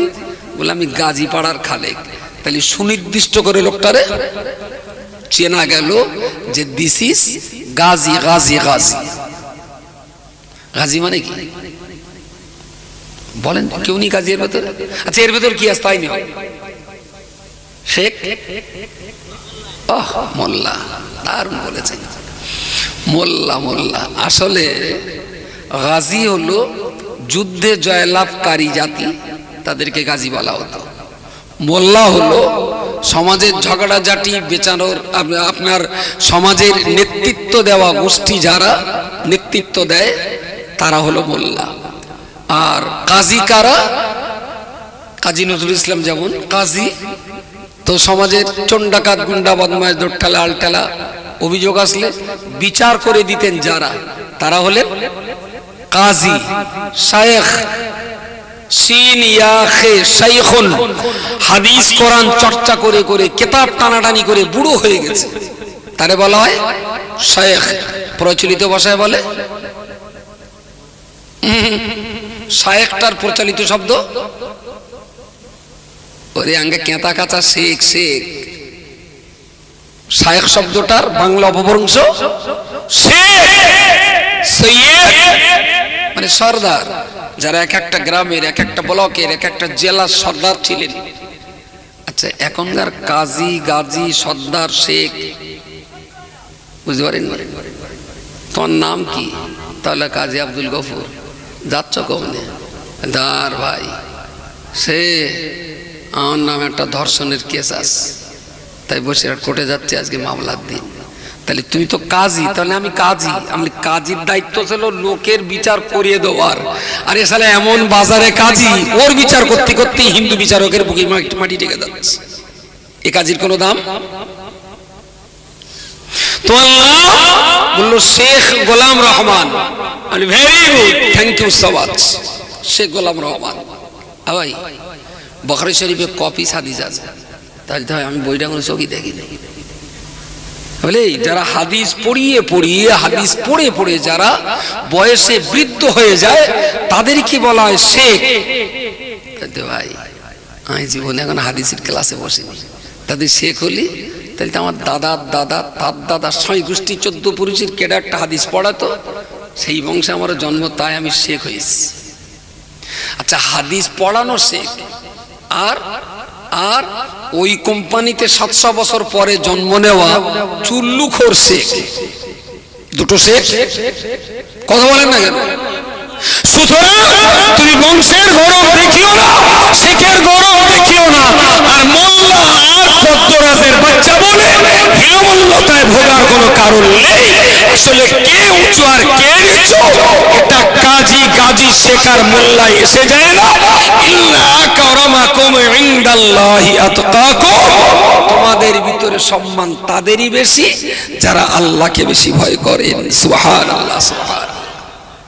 দেশে যত চোর আছে, চোর, তার ভেতরে সব কি মন্ডল? চোরের ভেতরে কি শেখ একটার দাগ, মোল্লারটার দাগ? তাহলে তোমার টাইটেল নে পাশায় দাও। ও ঘোড়ার ডিম নে তুমি আর নাম বেরগো না, অনেক হয়েছে। তুমি কাজী না গাজী, শেখ না সৈয়দ, সিদ্দিকী না কুরাইশি, পদ্মরাজ না মন্ডল, ইংরেজি না মারাঠি, গুজরাটি না তামিল, আমার দেখার কোনো দরকার নেই। আসলে তুমি ভালো মানুষ না খারাপ মানুষ এটাই প্রমাণ করাও। মন্ডলের বাচ্চাটা নামাজ পড়ে, শেখের বাচ্চাটা নামাজ পড়ে না। আল্লাহ নিশ্চয় হাসরে দেখবেন, এই এর একটু বংশটা উঁচু না, নামাজ পড়তো না, তাই কি দে ও জান্নাত দে। হ্যাঁ, তোর নাম কি? তোর লোক গোলাম মন্ডল। মন্ডল মানে একটু ছোট জাত পায় না, জান্নাতে দিলে হয়তো আবার ভাইরাস টাইরাস ঢুকে কি করোনা টরোনা লে যায় কি, দে শালা জাহান্নামে দে। কোনো টাইটেল দেখে কি জান্নাত জাহান্নাম ভাগাবে? তালি যেটা জান্নাতে উলে যাবে না, জাহান্নামে উলে যাবে না, সে ঘোড়ার ডিম তো অসল বয়সা। বলেন তো অচল পয়সা। জান্নাত আর জাহান্নাম কি হবে? ইন্না আকরামাকুম ইনদাল্লাহি আতকাকুম, তোমাদের ভিতরে যিনি যত সততার জীবন যাপন করতে পেরেছেন, যত নিষ্ঠা আদর্শের মানুষ তৈরি হতে পেরেছেন, যত আল্লাহকে ভয় করতে পেরেছেন, তিনি আমার কাছে তত বেশি ভালো বলেই বিবেচিত হবেন। চিৎকার করে বলুন সুবহানাল্লাহ, একটু জোরে বলেন সুবহানাল্লাহ। ঘটনা চক্রে একটু বলতেই হয়। হযরতে সেই না না না না ওই একজন খুব বড় জমিদার ছিলেন, যিনি এককালে ওনার রাজদরবার ছেড়ে দিয়ে জঙ্গলে চলে গিয়েছিলেন আল্লাহর ইবাদত করতে। বাহ বাহ বাহ বাহ, আল্লাহ আপনার হায়াত দারাজ করুন, অনেক দিন বেঁচে থাকুন। হযরত ইব্রাহিম ইবনে আদহাম রাহমাতুল্লাহ আলাইহি, উনি রাজা ছিলেন। এখন রাজাও যেমন ছিলেন, আল্লাহওয়ালাও তেমন ছিলেন। রাজা ছিলেন বলে যে দুনিয়াদারি হবে না, এই আপনার দুনিয়াদার হবে এমনটা নয়। দুনিয়ার বিচার আচারও করতেন, আবার নামাজ কালাম তাহাজ্জুদ রোজা যাকাত যা কিছু আল্লাহ দায়িত্ব দিয়েছিলেন কোনোটাই উনি খেলাফ করতেন না, খুব ভালো চলতেন। তো উনি রাত্রি একদিন শুয়ে শুয়ে চিন্তা করছেন যে কি করে বাঁচা যায়, দুনিয়াটা তো ভালোই কাটছে, নামাজ কালামও পড়ছি, কিন্তু কি হবে হাসরের দিনে, যেদিন সূর্যটা 12টা মুখ নিয়ে 1 মাইল মাথার উপরে থাকবে, সেই প্রচন্ড উত্তাপ আর গরম কিভাবে কাটবে। নিজের খাটে শুয়ে একবার ডান পাশ একবার বাম পাশ এগোড় ওগোড় করছেন আর ওই চিন্তা করছেন। হঠাৎ করে দেখলেন ছাদের উপরে যেন খটমট করে কোন একটা চলার শব্দ কারো। তিনি রাত্রিবেলাতেই বেড ছেড়ে উঠে আস্তে আস্তে ঘরের ছাদে উঠলেন। দেখলেন একটা বিদেশি লোক, অচেনা লোক রাত্রিবেলা ঘরের ছাদে, পাঁচিল দেওয়া, গেট দেওয়া, সব দিকে বন্ধ, কি করে উঠলো? উনি যেই নাম, এই কে এত রাত্রি ঘরের ছাদে? উনি দেখে নিজে চমকে গেছেন, কিন্তু যাকে ধমক দিচ্ছেন তার কিচ্ছু হয়নি। কে তুমি? বলো ওই আমার একটা জিনিসের গেছে, একটু খোঁজ দিয়ে এলাম। কি হয়ে গেছে? তাহলে আমার উঠ হারিয়ে গেছে। তো উঠ হারিয়ে গেছে আমার ছাদে কি? বলছে আপনার এই ছাদে এই 2টো করে ইট গাঁথা আছে, আর মাঝখানে একটু ফাঁকা আছে, ওই ফাঁকেটাকে উঠটা পড়ে গেছে কি, তাই আমি এসেছি। ইটের ফাঁকে উটের সন্তান। আরে তোমার মতন পাগল কেউ আছে? চলো নিচে যাও, বেয়াকুব কোথাকার। আরে উট হারায় তো জঙ্গলে যা, গ্রামের অন্যদিকে কোচ কোথাও গাছপালা আছে, উট হয়তো সেদিকে যেতে পারে। আরে অত বড় উট আমার সিঁড়ি দিয়ে উপরেই বা উঠবে কি করে? বেয়াকুব, লাভ নিচে লাভ। তো নিচে এলে দরজা খুলে বাইরে যায়, যাও জঙ্গলের দিকে যাও। উট কখনো ইটির ফাঁকে উঠ পাওয়া যায়? একটুখানি দূরে যে বলেন, যা বানা আপনার বিল্ডিং এর 2টো ইটের ফাঁকে উট হারিয়ে থাকাটা যতটা অসম্ভব, শাহী সিংহাসনের রাজ খাটে শুয়ে শুয়ে আল্লাহকে চিন্তা করে আল্লাহকে পাওয়া ততটাই অসম্ভব। লোকটা কি খুব হাবলা বানা মনে হচ্ছে? ঠিক আঁধারের দিকে যে 2টো ঘা দিলেন, রাত্রে মাথা পর্যন্ত যেন চড়চড় করে উঠল। দ্রুত গতিতে নামলেন, কিন্তু লোকটাকে আর পেলেন না। বিশাল দুশ্চিন্তা নিয়ে ঘরের ভিতরে চলে গেলেন। ভাবছেন তাহলে কি আমার এই রাজপ্রাসাদ সহ্য হবে না? আল্লাহকে পেতে গেলে তাহলে কি আল্লাহ আমাকে এইভাবেই ঘর ছাড়া করবার পূর্ব আভাস দিচ্ছেন? আমাকে তাহলে কি জঙ্গলেই যেতে হবে? খুব দুশ্চিন্তা, সারা রাত ঘুমাতে পারেন।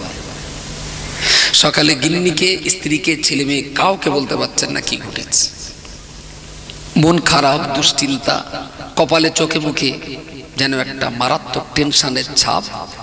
স্ত্রী বললেন, একটু জঙ্গল থেকে পশু শিকার করে আসুন। উনি একটু শিকারও করতেন মাঝে মাঝে। তা 2-4 জন লোকজন নিয়ে শিকার করতে গেছে। এমন শিকার করতে গেছে, সারাদিন ছুটে ছুটে ছুটে ছুটে একটাও শিকার হয়। হরিণ টরিণ আগে তো 2-1টা হতো, আজকে আর কিচ্ছু হয়নি। তো টেনশনও হয়ে গেল।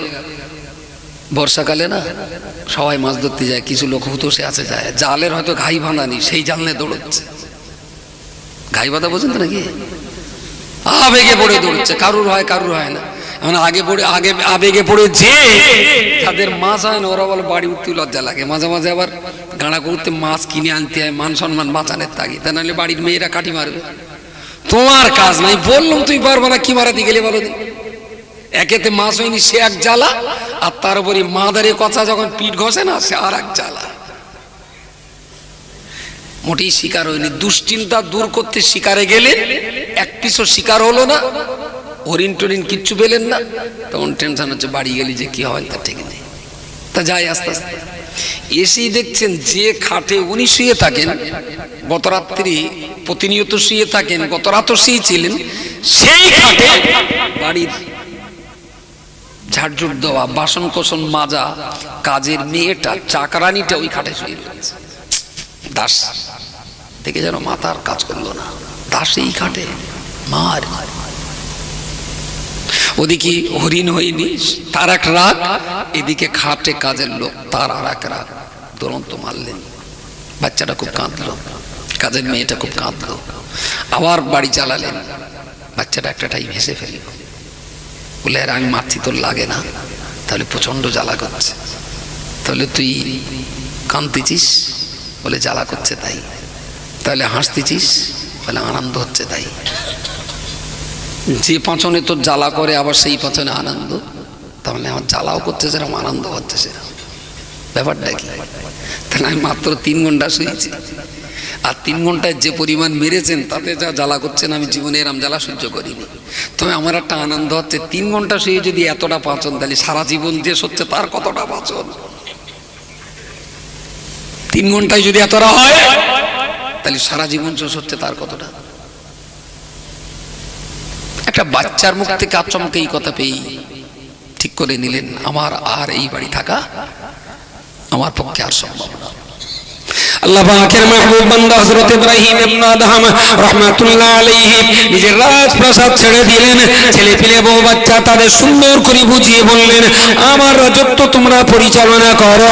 সম্ভবত আমার আল্লাহ আমার এই রাজত্ব পছন্দ করছেন না, আমি আল্লাহকে পাওয়ার জন্য কিছুকালে আমি জঙ্গলে চলে যাব।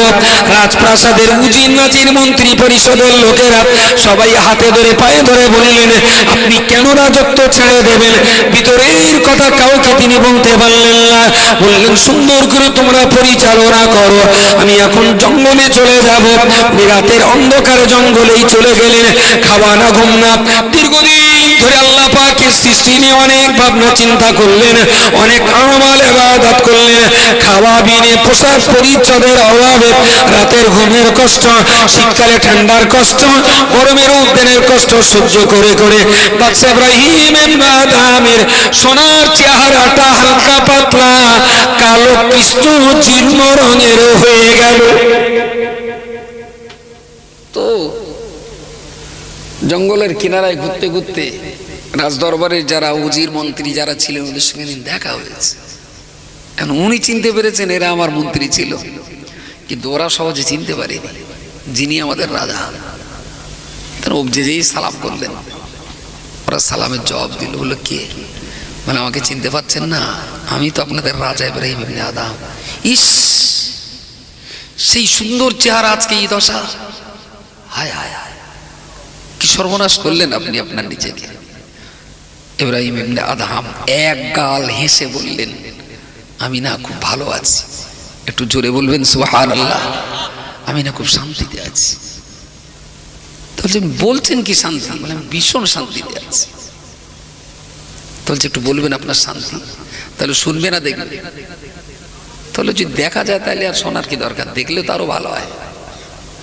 সঙ্গে যাচ্ছেন, সামনে একটা নদী পড়লো, ওই একদলা মাটি তুলে ওনার হাতে জামা কাপড় সেলাই করা একটা সুইও নিয়ে গিয়েছিলেন, নামাজের পাটি, অজু করা একটা লোটা, কাপড় ছিঁড়ে গেলে একটু সেলাই করে নেবেন, একটু সুতো আর সুই, এগুলো ওনার কাছে উনি নিয়ে গিয়েছিলেন। তুমি সেই সুইটা একটা কাদার দলার ভিতরে দিয়ে কাদাটা দলা পাকিয়ে মাটিতে সাগরের মাঝখানে ছুড়ে দিলেন, যতদূর যায়। বললেন, সাগরের প্রাণী তোমরা যারা আছো, আমার এই সুইটা একটু তুলে দাও। মন্ত্রীরা তখন দেখলো ব্রেন ঠিক ক্রস হয়ে গেছে, রাজপ্রাসাদ ছেড়ে দিয়ে জঙ্গলে এসে তার কেটে গেছে। আল্লাহ পাকের মাহবুব বান্দা ইব্রাহিম ইবনে আদহাম যখন এই কথা বললেন, কিছু সময়ের মধ্যে দেখা গেল জঙ্গলে আপনার সাগরের পানির ভিতরে লুকিয়ে থাকা কতবা কেউ বা কচ্ছপ, কেউ বা মাছ, কেউ বা সাবা, কেউ বা তিমি, কেউ বা অন্য কিছু হাজারো প্রাণী, তারা সকলে একটা একটা সুই নিয়ে হাজার হাজার প্রাণী সাগরের কিনারে মাথা উঁচু করে দাঁড়িয়ে গেল। এরা সুই নিয়ে মাথা উঁচু করে দাঁড়িয়ে গেল। আল্লাহর বান্দা মনে রাখুন, ইব্রাহিম ওদেরকে বললেন, না না না না, আমি তো এতটা সুই ফেলে দিইনি, আমি একটাই মাত্র সুই ফেলেছি, যে সুইয়ের পিছনে আমার ছোট্ট সুতো লাগানো আছে। এর পিছনে তো সুতো নেই, ও সুইগুলো আমার না, আমার সেই সুইটা কোথায়? সব প্রাণীগুলো ডুবে গেল, আর একটা প্রাণী ঠোঁটে নিয়ে সুইটা নিয়ে এলো, তার পিছনেই লাগানো ছোট্ট সুতোটা এখনো লাগানোই আছে। বলুন সকলে সুবহানাল্লাহ। ইব্রাহিম ইবনে আদহাম বললেন, আমি যখন রাজা ছিলাম, তোমরা আমার মন্ত্রী ছিলে, আমি তোমাদের নির্দেশ করলে তোমরা আমার নির্দেশ অনেক সময় ফাঁকি দিয়েছো। আজ আমি সার্থক মানুষ, আমার নির্দেশ পানির তলার নিচে থাকা জলজ প্রাণী তারা আমার কথা শোনে। আমি আজ মনুষ্যত্বের স্বাদ পেয়েছি। আমি যেদিন রাজা ছিলাম সেদিন মানুষ তাই আমার কথা শুনতো না, আর আজকে আমি জঙ্গলের ফকির হয়েছি, মানুষ তো দূরের কথা, জলের প্রাণীও আমার কথা শোনে। সুতরাং আমি খুব ভালো আছি, আমি খুব শান্তিতে আছি, খুব ভালো আছি। প্রচন্ড ক্ষুধার তাড়নায় একদিন, প্রচন্ড ক্ষুধা পেয়েছে, ক্ষুধার তাড়নায় একদিন জঙ্গল ছেড়ে বাইরে এসেছে, কিচ্ছু নেই খাবার। নিজের যে ব্যাগটা ছিল, লাগেজটা ছিল, খুব এদিক সেদিক ঘেঁটে ঘুটে অনেক দিনের পুরনো একটা পয়সা, পুরনো পয়সা একটা পাওয়া গেছে। আমাদের সেই সেই আমাদের চার দোকানদার এসে আবার টাকা পাল্টে দিলে, টাকা আগের যে টাকা, ওই টাকা নিয়ে যদি এখন দোকানে যান মাল দেবে, ও টাকা এখন অচল হয়ে গেছে, আর নেবে না। একান্তই যদি কারুর মামু টামু বিজেপির এমএলএ এমপি হয়, তারা আবার নেই যদি রিজার্ভ ব্যাংকে দিতে পারে, তা ওরা সব পারে, ওরা মেয়ে মদ্দা করতে পারে, মদ্দা মেয়ে করতে পারে, ও দিলে হয়তো দিয়ে দেবে।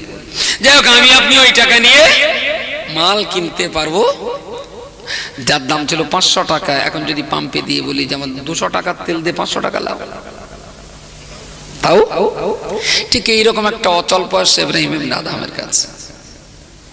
তো দোকানদারকে বললেন এই রুটিটা কত দাম, বললেন এত। রুটিটা নিলেন, পয়সাটা দিলেন। দোকানদার পয়সা হাতে পড়তেই ওয়েট কম বেশি ও ভালো করে দেখি বলল, আরে এ পয়সার যুগ তো এখন নেই, এ তো অচল হয়ে গেছে, এ পয়সাটা ফেরত দিয়ে এখনকার যুগের সচল পয়সা দেন, এ পয়সাটা অচল হয়ে গেছে। পয়সাটা ছুড়ে দিলেন, বাইদি ভাই পয়সাটা যে ইব্রাহিম ইবনে আদহামের বুকে যেয়ে লেগেছে। তা পয়সাটা যদি এইভাবে মারতেন তাহলে আমরা তাকে মারা বলতাম, এইভাবে দেওয়া মানে ছুড়ে দেওয়া, রিটার্ন দেওয়া, ফেরত দেওয়া, এমন করে দিয়েছেন, বুকের উপরে যেয়ে পড়েছে, উনি ফ্ল্যাট হয়ে পড়ে গেলেন। আশেপাশের লোকজন সবাই এসে ধরাধরি করে, এই কি হয়েছে কি হয়েছে, ওনার মাথায় পানি টেনে দিয়ে জ্ঞান ফিরল। সবাই তো দোকানদারকে মারতে ধরতে যাবে, যেই ফকির লোকটা এদিকে আসে মাঝে মাঝে, তুই কি করেছিস, নিশ্চয়ই বিরাট মারপিট করেছিস। তার ওই লোকটা উনি হাত নেড়ে ইশারা করে বললেন, না দোকানদার মারপিট করিনি, দোকানদার আমাকে মারপিট করিনি, একটা টাইম উনি বলে আমার তুলে বসাও। উনি উঠলেন, বসলেন, মাথায় পানি দেওয়া হলো, একটু সুস্থ হলেন।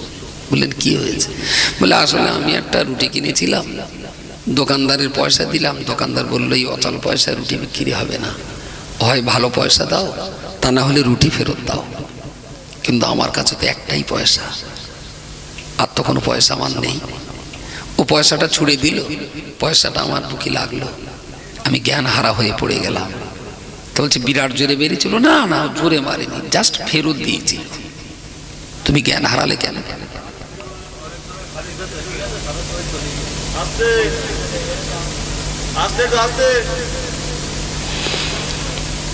আমি চুল বেঁধে দে শ্বশুর বাড়ির কার কিরকম সম্পর্ক বোঝাচ্ছে, আর পিঁপড়ে চালার পিঁপড়ে গুনিতেছে, কড়া গেছে আর কড়া মাগিয়ে আসছে।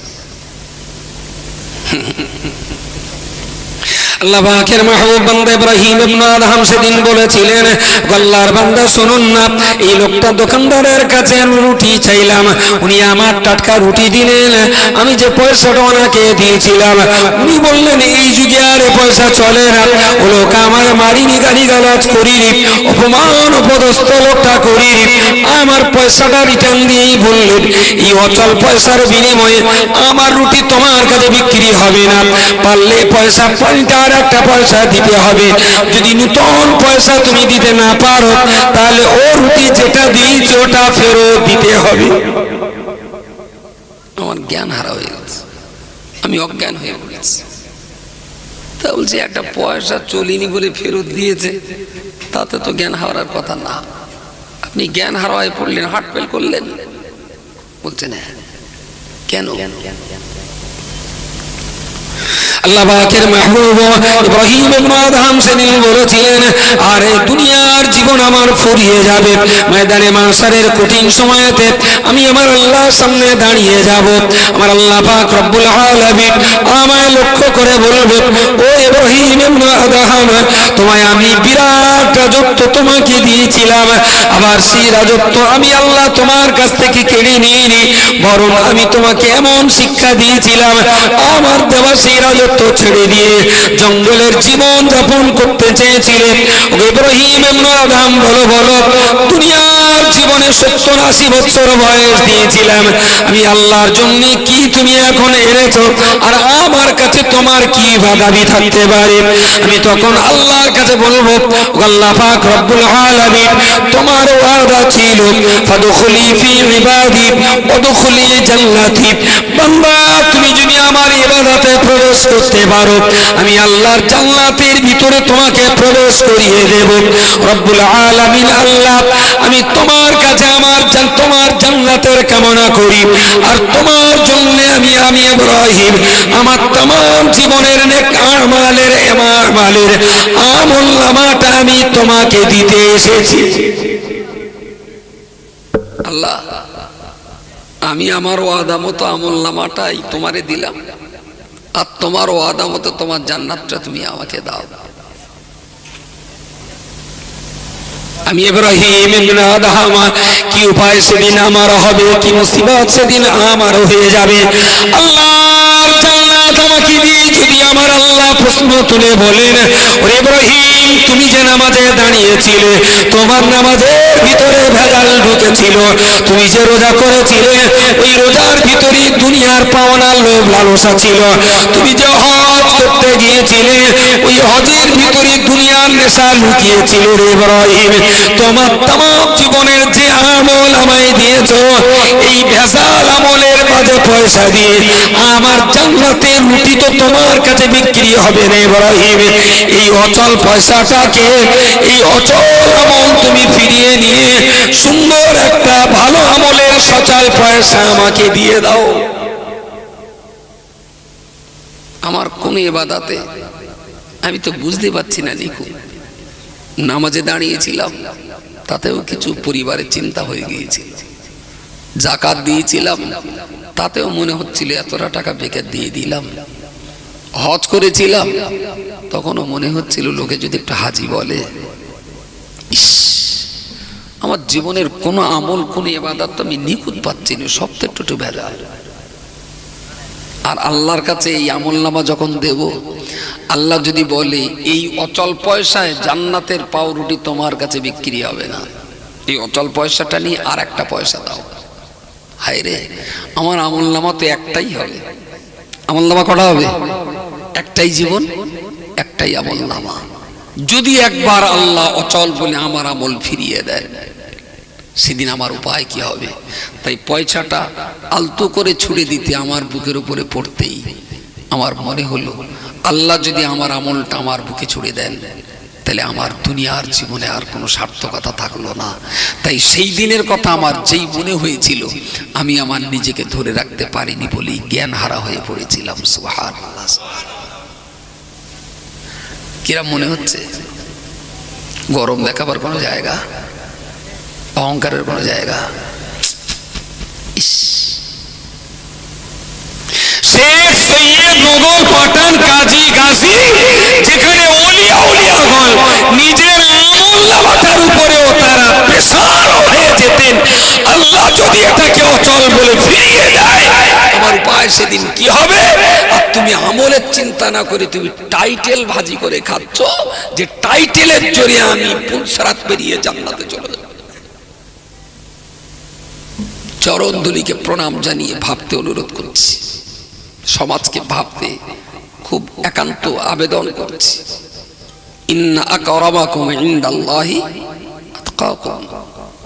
ঠিক জন্মের পরে আপনিও যা আমিও তাই। এবারে আলহামদুলিল্লাহ আপনি প্রতিদিন 5 ওয়াক্ত নামাজ পড়েছেন। কেউ বলেছিল ভাই আমার সুদের টাকা দাও, দোয়ার টেনে বললেন আমি সুদ খাই না। কেউ বললেন ভাই এটা আমার যাকাতের টাকা, দোয়াত গুটিয়ে নিয়ে বললেন ভাই আমি যাকাত দেই, যাকাতের মালটা নেব না।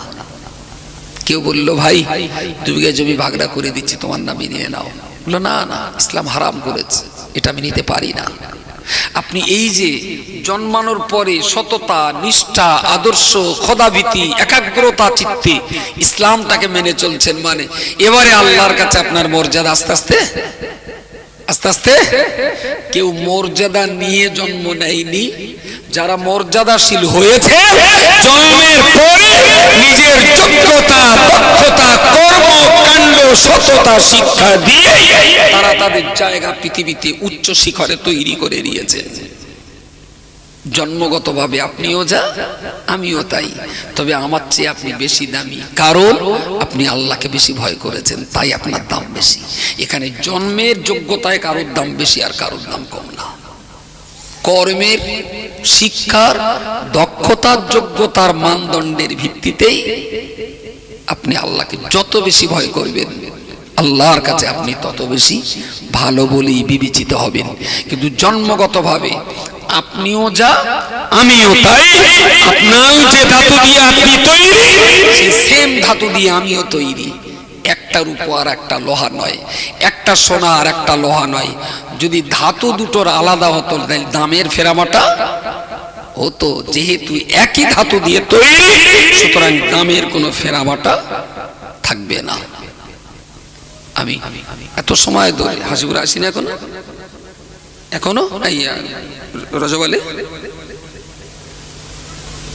একেতে মাস যায় না, তাতে আবার 32-এ। এমনি 1.5 ঘন্টার বেশি বকি না, তাতে আবার বিনা দাওয়াতে। ওরা বলেছি তো, ওরা মিলে দেয় আমার পুঁজি কম, সব তো এক দোকানে দিলে হবে না, আবার কালকে তো আরেক যায় ফুটপাতে বসতে হবে। সকাল করে আসিস, এখন ফোন কর, ফোন কর। মাল যদি আজকে 22,000 না দিস, তা তোর খবর আজ দেখিস কোনি। এইরকম একদম মিনিট চুক্তিতে দিবি। আজকে একটা হরেন পানা বাজলো না, তো আমি 2 ঘন্টা সময় ধরে খুব ক্ষতি টতি করিস, কারণ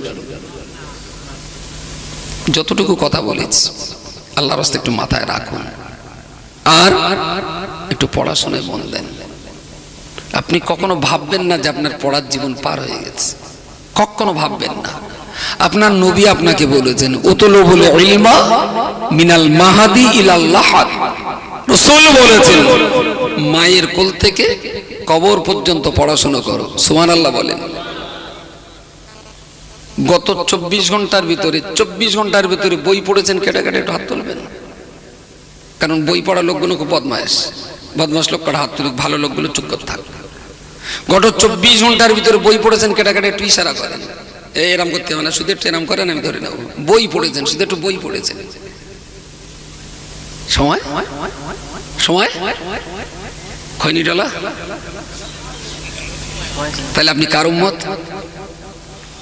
জিজ্ঞেস করলে তো বলবেন গাল ফাঁক করে হযরত মুহাম্মদ সাল্লাল্লাহু আলাইহি ওয়াসাল্লামের উম্মত। ওরে শালা, হাঙরের মতন গাল ফাঁক করে বলবে শেষ নবীর উম্মত।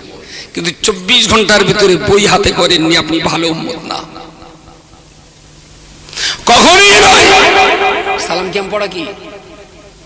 সালাম কিয়াম মুস্তাহসান। আজকে যদি এখানে সালাম কিয়াম না পড়া হয়, এমনি দোয়া করে দেবো, সালাম কিয়াম পড়বো না। কোনো কোনো পাপ গোনা হবে না। কিন্তু সকাল হলেই বলো চারডিরা আছে, রে রে করলে গেছে, দেখোস তো বললো মোরা দাদা হুজুর দুশমন, কবে থেকে বলতিস তোমরা তো বিশ্বাস করবা না, দেখোস তো কিয়াম করেছে।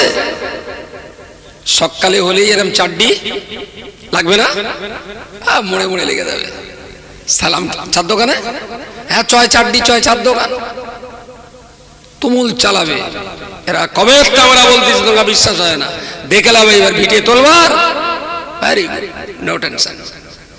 আচ্ছা, দাদা হুজুর কেবলা যেখানে বলেছেন সালাম কিয়াম মুস্তাহাব মুস্তাহসান, দাদা হুজুর কেবলা তো তারপরেই বলেছেন তোমরা নিজেরা কোরআন পড়বে, বাচ্চাদের লেখাপড়া শেখাবে। ওসিয়তনামায় নেই কোরআন পড়ার কথা, বাচ্চাদের লেখাপড়া শেখাবার কথা। তাহলে কিয়াম করাটা যদি দাদা হুজুরির তরিকা হয়, তাহলে কোরআন শেখাটাও দাদা হুজুরির সিলসিলা, বাচ্চা কাচ্চার লেখাপড়া শেখানোটাও। আমি যদি ঘুরিয়ে বলি যে লেখাপড়া শেখানোটা তো ফরজ আর কিয়াম পড়াটা মুস্তাহাব, তা কিয়াম না করলে যদি দাদা হুজুরি সিলসিলার বাইরে যেতে হয়, আর কিয়াম করলে যদি ভিতরে থাকা যায়, তাহলে যত বাপগুলো লেখাপড়া না শিখিয়ে অল্প বয়সে বাচ্চা কটার ইট ভাটাই দিয়েছে কাজের তাগিদে, এরা কি দাদা হুজুরি সিলসিলায় আছে? সিলসিলা শুধু কিয়াম পড়ার নাম না, দাদা হুজুর লেখাপড়া শিখতে বলিনি। যত লোক কোরআন পড়তে জানে না, এরা কি দাদা পীরের সিলসিলায় আছে? শুধু তো পীর দেখাচ্ছ পীর। তুমি পীর মানো, আর আমি পীরের 13টা জীবনী চিবিয়ে চিবিয়ে পড়েছি। তুমি শুনে দাদা হুজুরের ভক্ত, আর আমি 13টা রাইটারের লেখা বই পড়ে দাদা হুজুরের ভক্ত। তিনি তার ওসিয়াতনামায় পরিষ্কার বলেছেন, তোমরা আমার ভক্ত মুরিদ যারা আমারে মহব্বত করো, আমি তোমাদের বলছি নিজেরা কোরআন পড়বে, তোমাদের বাচ্চাদের কোরআন শেখাবে, তোমাদের ছেলেপিলেদের কখনো বিজ্ঞান শেখাবে, কখনো শিল্পকলা সাহিত্য চর্চা শেখাবে। এগুলো আছে তো ওসিয়াতনামায়। তাহলে যে বাপগুলো দাদা হুজুরের নামে সিলসিলা জিন্দাবাদ দেয়, আর বাচ্চা বাচ্চা ছেলেদের পড়াশোনা বন্ধ করে সেলাই কাজার ইট ভাটায় কাজ করতে দেয়, এই লোকগুলো কোন লজ্জায় বলে আমি দাদা হুজুরের সিলসিলার ভক্ত আর মুরিদ?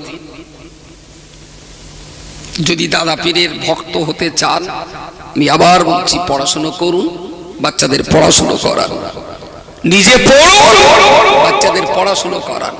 সারাদিন আমি জানি প্রচন্ড হাড় ভাঙা খাটনি খাটতে হয়, খাটুন, আপনার রুজি তো হালাল আছে, আপনি ঘাবড়াচ্ছেন কেন?